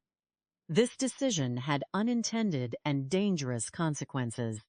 It left the core issue unresolved while simultaneously emboldening Joe, who reportedly interpreted the dismissal as a validation of his actions. Tensions reached an all-time high, with reports circulating within the small community that Joe had made explicit verbal threats, suggesting that the next time anyone saw Timothy, it would be in a body bag. Fearing for his safety, Timothy began openly carrying a firearm, a .357 caliber revolver, when traveling near the disputed boundaries. On the afternoon of October 18, the year 2013, the long simmering feud reached its tragic conclusion. Joe and his wife, Tawny, were walking along the disputed access trail when Timothy approached on an all-terrain vehicle. An intense verbal argument ensued near a cattle gate. Concerned that the situation was escalating beyond control, walked down the hill to a location where she could obtain a cellular signal and placed a call to 911. She reported that a neighbor was acting aggressively and that she feared for her husband's safety. Because of the remote location, the responding deputy, Deputy Steiner, faced a drive of over 20 minutes to reach the scene. Before he could arrive, a second emergency call was placed by another resident, reporting that there had been an altercation, shots had been fired, and a man was down. This information immediately elevated the urgency of the response, prompting the deputy to activate his emergency lights and sirens as he navigated the winding dirt roads. Upon arriving at the scene, Deputy Steiner observed Joe standing on one side of the cattle gate with his hands raised, while the body of Timothy lay on the ground on the opposite side. A semi-automatic handgun belonging to Joe was resting in its holster, while a revolver and a pair of bolt cutters were lying on the ground near Timothy. The deputy approached cautiously, instructing Joe to keep his hands visible. After securing Joe's weapon, which was found to have a round chambered and a loaded magazine, the deputy checked Timothy for a pulse, but found no signs of life. Timothy had sustained multiple gunshot wounds. Joe immediately asserted that he had acted entirely in self-defense. He claimed that Timothy had approached the gate with the intention of cutting the lock, brandished a firearm, and prepared to shoot, forcing Joe to draw his own weapon and fire in defense of his life. In the state of Montana, laws regarding self-defense and the protection of one's life and property are robust. The law dictates that an individual who has a reasonable fear of imminent bodily harm or death is justified in using lethal force. Because of this legal framework, investigators could not immediately arrest Joe based solely on the fact that a shooting had occurred. They were required to conduct a thorough investigation to determine whether the evidence supported or refuted the claim of self-defense. Joe was placed in the back of a patrol vehicle, where he was read his Miranda rights and agreed to speak with detectives. During the interview, he expressed frustration at being handcuffed, maintaining that he was the victim of an aggressive neighbor who had trespassed on his land and threatened him with a weapon. He described a rapid sequence of events in which Timothy reached behind his back to draw his revolver, prompting Joe to draw his own semi-automatic pistol and fire. He claimed that the first shot struck Timothy, causing him to spin, and that he fired a subsequent shot as Timothy was turning. While the initial narrative provided by Joe possessed a degree of surface plausibility, investigators knew they had to rely on objective physical evidence rather than verbal accounts. The day after the shooting, an autopsy was performed by the state medical examiner. The results of this examination immediately raised significant concerns for the investigation. The medical examiner identified a gunshot wound to Timothy's hand and a highly critical wound to his spine. The trajectory of the bullet that struck the spine indicated that it had entered from the back rather than the front or side. This finding directly challenged the claim that Timothy was actively facing and threatening Joe when the lethal force was applied. If Timothy had been shot in the back, the assertion of immediate, facing self-defense became physically inconsistent with the anatomical evidence. To resolve these discrepancies, the prosecution sought to conduct a comprehensive forensic reconstruction of the shooting. However, the changing seasons in Montana presented a physical obstacle. Shortly after the incident, heavy winter snow covered the remote crime scene, making it impossible to perform the necessary measurements and spatial analysis. For several months, the investigation was effectively paused, and Joe remained free on the mountain. This situation caused immense anxiety and fear among the local residents, many of whom believed that a dangerous individual was living in their midst without consequence. Neighbors avoided the area, fearing that any further disputes could result in violence. Finally, in May of the year 2014, the snow melted sufficiently to allow a forensic specialist to conduct a detailed reconstruction at the exact location of the gate. Using a mannequin, precise measurements taken on the day of the shooting, and ballistics data, the specialist tested various scenarios to see which sequence of events aligned with the physical evidence. Joe's account suggested that Timothy was shot first in the front, which caused him to spin, and that the second shot struck him in the back as a result of that rotation. However, the reconstruction revealed several critical flaws in this theory. First, the position of Timothy's body on the ground was highly telling. He was found lying flat on his back, with his legs spread apart. The forensic specialist explained that when an individual is shot while standing still, gravity causes them to collapse vertically, typically leaving their legs close together. In contrast, when an individual is running or moving quickly, their legs are naturally separated. If they are shot while in motion, they fall with their legs remaining spread apart. This suggested that Timothy was actively running away when he was struck. Furthermore, the trajectory of the bullet that hit Timothy's spine indicated that he was leaning forward at a significant angle, consistent with a running posture. To suggest that Timothy could have received such a wound while facing Joe would require an impossible degree of physical contortion, resembling a stylized movement from a science fiction film rather than natural human biomechanics. The location of the physical items at the scene provided further clues. The bolt cutters were not found directly at the gate where Joe claimed the confrontation occurred. Instead, they were located several feet away, near where Timothe's body had collapsed. This indicated that Timothy was carrying the bolt cutters as he retreated from the gate. The most significant anomaly involved the revolver found near Timothy's body. Timothy was well known to his family and friends as being left-handed. However, the revolver was discovered lying on the ground near his right hand. This detail raised strong suspicions among investigators that the crime scene had been altered after the shooting. It appeared highly probable that the revolver had been removed from Timothy's holster and placed near his right hand by someone else, in an attempt to fabricate a scenario where he had drawn the weapon first.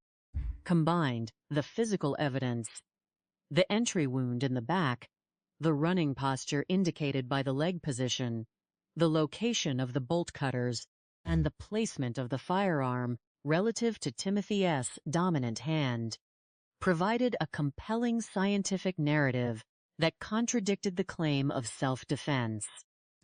The evidence strongly suggested that Timothy had turned and was actively running away from the gate when he was shot in the back, and that subsequent actions were taken to stage the scene to support a self-defense narrative. Armed with this forensic evidence, prosecutors felt they had sufficient grounds to overcome the high legal threshold of Montana's self-defense statutes. On June 23 in the year 2014, approximately 9 months after the shooting, authorities arrested Joe and charged him with deliberate homicide. The arrest was executed by a team of officers who traveled to his residence to ensure safety. At his arraignment, Joe maintained his innocence, pleading not guilty. The judge set his bail at $1 million. Utilizing his extensive property holdings as collateral, Joe was able to post bond immediately, allowing him to remain free while awaiting trial, though the court imposed strict conditions prohibiting him from returning to the mountain or coming within 10 miles of the witnesses and the community. The criminal trial commenced on February 15 in the year 2016, more than 2 years after the fatal encounter. The prosecution faced the difficult task of convincing a jury of 12 individuals beyond a reasonable doubt that the shooting was not a justified act of self-defense. They presented the testimony of numerous neighbors who detailed Joe's history of aggressive behavior, including previous incidents where he had brandished firearms at horseback riders and hikers.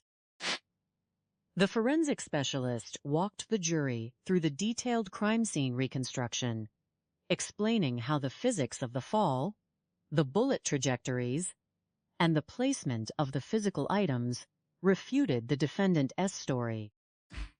However, the defense presented their own expert witnesses who offered alternative interpretations of the ballistic data, arguing that the chaotic nature of a rapid physical confrontation could account for the unusual bullet angles and body positions. The trial lasted for 3 weeks, exposing the deep divisions within the community and forcing the family of the victim to relive the tragedy. After 13 hours of intense deliberation, the jury announced that they were unable to reach a unanimous decision. While a majority of the jurors favored a conviction, the requirement for absolute unanimity meant that the single dissenting voice resulted in a hung jury, and the judge was forced to declare a mistrial. This outcome was a profound disappointment to the victim's family, the local community, and the law enforcement officers who had worked meticulously to build the case. It highlighted the inherent difficulty of prosecuting cases where there are no direct eyewitnesses to the act, and where the law heavily favors the presumption of self-defense. Faced with the prospect of a costly and emotionally draining second trial, both the prosecution and the defense sought a resolution that would guarantee a measure of justice while avoiding the uncertainty of another jury deliberation. 2 months after the mistrial, Joe entered into a negotiated plea agreement. Under the terms of the agreement, he avoided active prison time, but received a sentence of 20 years of probation. Crucially, the plea deal imposed strict conditions that addressed the core of the community's fears. Joe was permanently banned from returning to the Diamond Bar X property.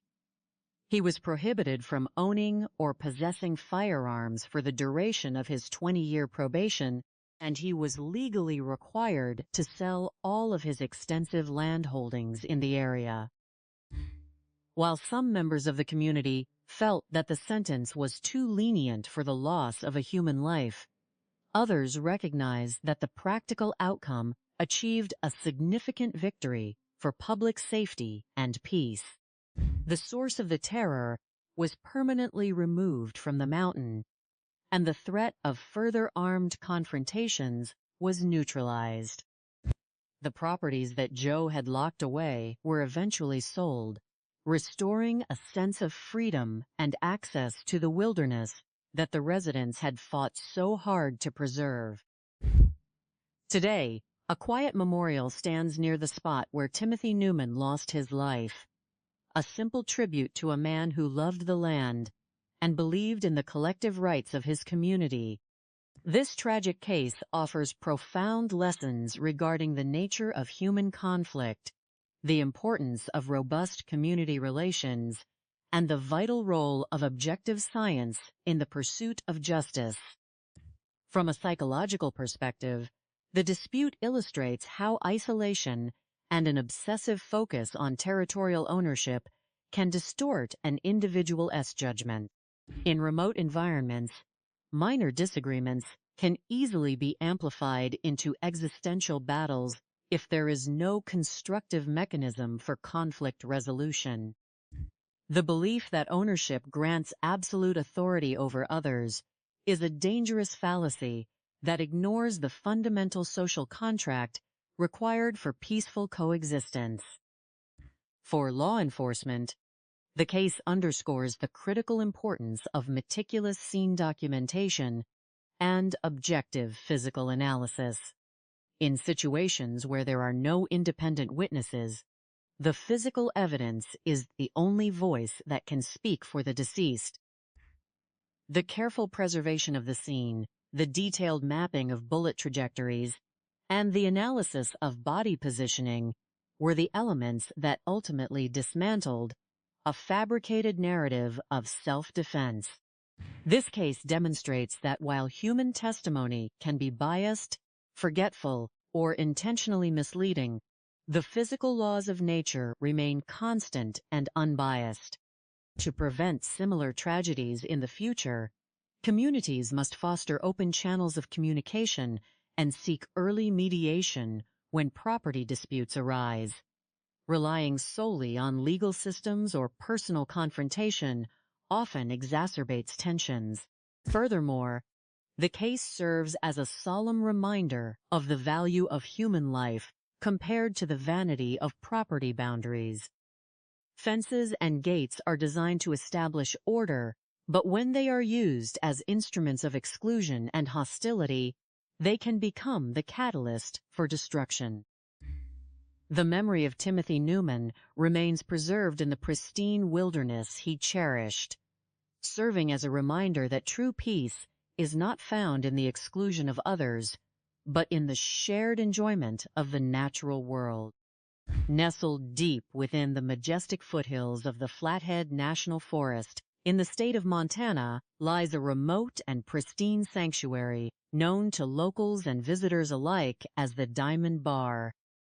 This breathtaking expanse of wilderness is often described as a true paradise for any outdoorsman, a place where the air is crisp, the pine trees stretch toward the heavens, and the natural landscape remains largely untouched by the chaotic hustle of modern civilization. Within this tranquil region, two beautiful rivers, the Dearborn River and Falls Creek, carve their paths through the rugged terrain, offering endless opportunities for hunting, fishing, backpacking, horseback riding, and virtually every form of outdoor recreation one could possibly imagine. For generations, the people who chose to live in or visit this slice of heaven were known for their down-home warmth, their cooperative spirit, and their commitment to maintaining a quiet, tight-knit community where neighbors looked out for one another. However, on the 18th day of October in the year 2013, the peaceful serenity of this wilderness was shattered by an escalation of violence that had been brewing silently beneath the surface for several years. This tragic case, which culminated in the untimely death of Timothy Bruce Newman, serves as a profound and sobering reminder of how interpersonal conflict, when left unaddressed by the community and the legal system, can spiral into a tragic disaster. To understand why such territorial conflicts occur, Vev kept a hat alarming frequency. In the vast expanses of the American West, one must first analyze the complex psychological motives and the deep-seated cultural dynamics that govern these isolated communities. In many rural and wilderness areas, there exists a powerful and historic devotion to the concept of private property ownership. While this dedication is often a healthy reflection of hard work and self-reliance, it can occasionally warp into an unhealthy obsession with absolute control, often referred to as the king of the mountain syndrome. In the case of the Diamond Bar X community, this psychological shift began to manifest when a wealthy landowner named Joe Campbell, who first entered the area in the year 1998, began purchasing vast tracts of undeveloped land. Over time, Campbell and a business partner acquired over 600 acres of land, patchwork style, throughout the mountain. Initially, Campbell had seemed like a perfectly reasonable neighbor, a fellow outdoorsman who shared a love for horses and hunting. However, as his land holdings grew, so did his desire to dictate who could traverse the historic pathways that crossed his property. This sudden transformation from a cooperative neighbor to a highly territorial isolationist is a common psychological phenomenon in land disputes, where an individual begins to view any entry onto their property as a personal affront to their sovereignty. The root causes of these frequent disputes often lie in the clash between traditional communal access and the strict letter of modern property law. For more than a century, local residents, hunters, and horse riders had utilized a historic pathway known as the Pony Trail to gain direct access to the surrounding public Forest Service land. This trail had been used continuously by the community, creating a shared understanding that, regardless of who technically owned the dirt beneath, the pathway was a vital communal asset.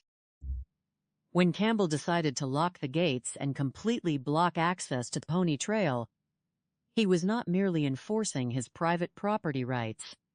He was actively dismantling a traditional way of life that the community had cherished for generations.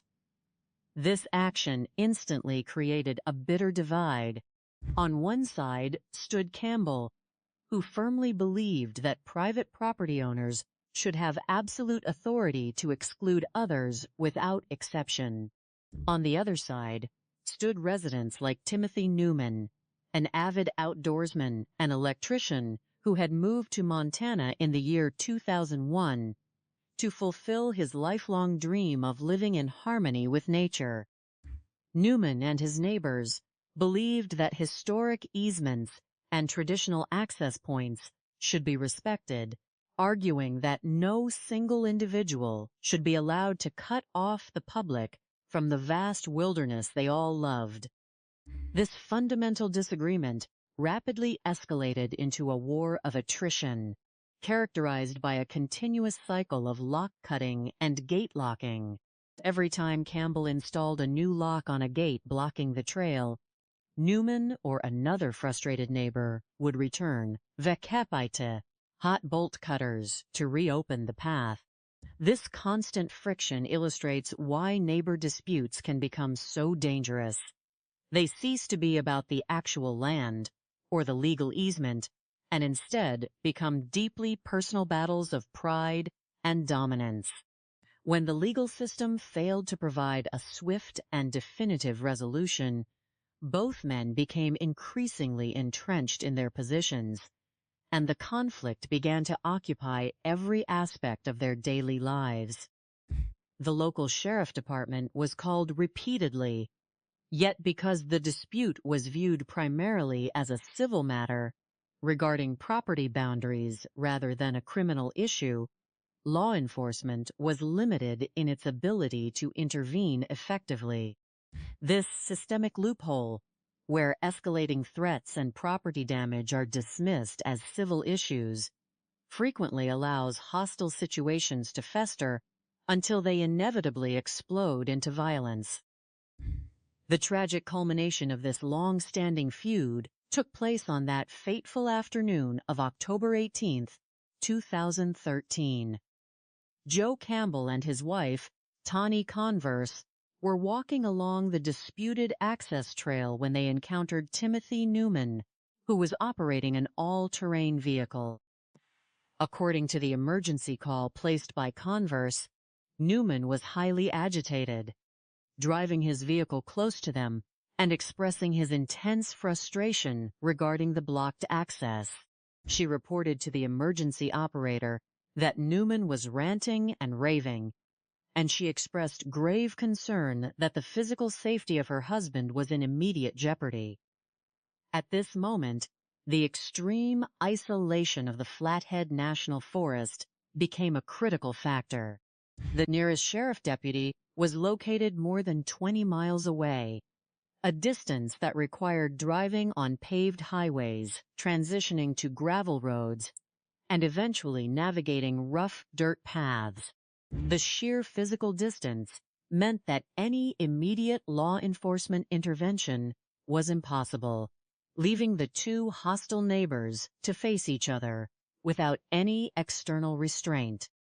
While Converse walked down the hill to secure a reliable cellular signal and place the emergency call, the confrontation at the cattle gate escalated rapidly. When Deputy Steiner finally arrived on the scene approximately 25 minutes later, he found a quiet and somber landscape that stood in stark contrast to the chaotic emergency calls. Standing on one side of a locked cattle gate was Joe Campbell, his hands raised in compliance with the deputy instructions, with a semi-automatic handgun resting securely in his holster. On the opposite side of the gate, lying motionless on the ground, was the body of Timothy Newman. Lying near his body was a heavy pair of bolt cutters and a loaded .357 caliber revolver. Upon checking for a pulse, the deputy confirmed that Newman had already passed away, having sustained fatal injuries from a firearm. In the immediate aftermath of the shooting, Joe Campbell presented a clear and coherent narrative of self-defense. He claimed that Newman had approached the gate with the explicit intent of cutting the lock with the bolt cutters. Campbell stated that he warned Newman that he was armed, hoping to de-escalate the situation through a show of defensive readiness. According to Campbell, Newman ignored the warning, reached behind his back, drew his revolver, and began to cock the weapon through the fence. Campbell asserted that, in reasonable fear for his life, he drew his own semi-automatic pistol and fired a series of shots. He claimed that the physical impact of the first shot caused Newman to spin around, and that he fired the subsequent shot into Newman as the man was falling, believing that Newman still posed an active threat. In the state of Montana, where laws governing the defense of oneself and one property are exceptionally strong, this narrative was highly plausible on its face, leading investigators to initially allow Campbell to remain free while they conducted a thorough and systematic investigation. However, the physical laws of the universe and the meticulous application of forensic science do not conform to personal narratives, no matter how confidently they are delivered. When the state medical examiner conducted the autopsy the following day, the objective physical evidence began to tell a completely different story. The most significant clue lay in the precise entry point and trajectory of the projectiles that had ended Newman's life. The medical examiner discovered that the primary and most devastating wound had entered through Newman's back, severing his spine. Forensic reconstruction demonstrated that the physical angle of this wound completely contradicted Campbell's claim of a front-facing confrontation. If Newman had been actively drawing a weapon and facing Campbell through the gate, it would have been physically impossible for the projectile to enter his back at the angle recorded by the autopsy. Furthermore, the position of Newman's body on the ground provided another crucial forensic clue that undermined the self-defense narrative. Newman was found lying flat on his back, with his legs widely spread apart. In the field of biomechanical forensics, the posture of a fallen body can reveal an immense amount of information about the victim actions at the moment of impact. When a person is standing stationary during a confrontation and is suddenly incapacitated, they tend to collapse directly downward, with their legs remaining relatively close together due to the lack of forward momentum. Conversely, when a person is actively running or fleeing, their legs are naturally extended in a wide stride. If they are struck and incapacitated mid-stride, the momentum causes them to fall with their legs remaining in that wide spread position. The physical placement of Newman's legs strongly indicated that he was actively running away from the gate when the fatal shot struck his back, completely dismantling the assertion that he was the aggressor advancing on Campbell.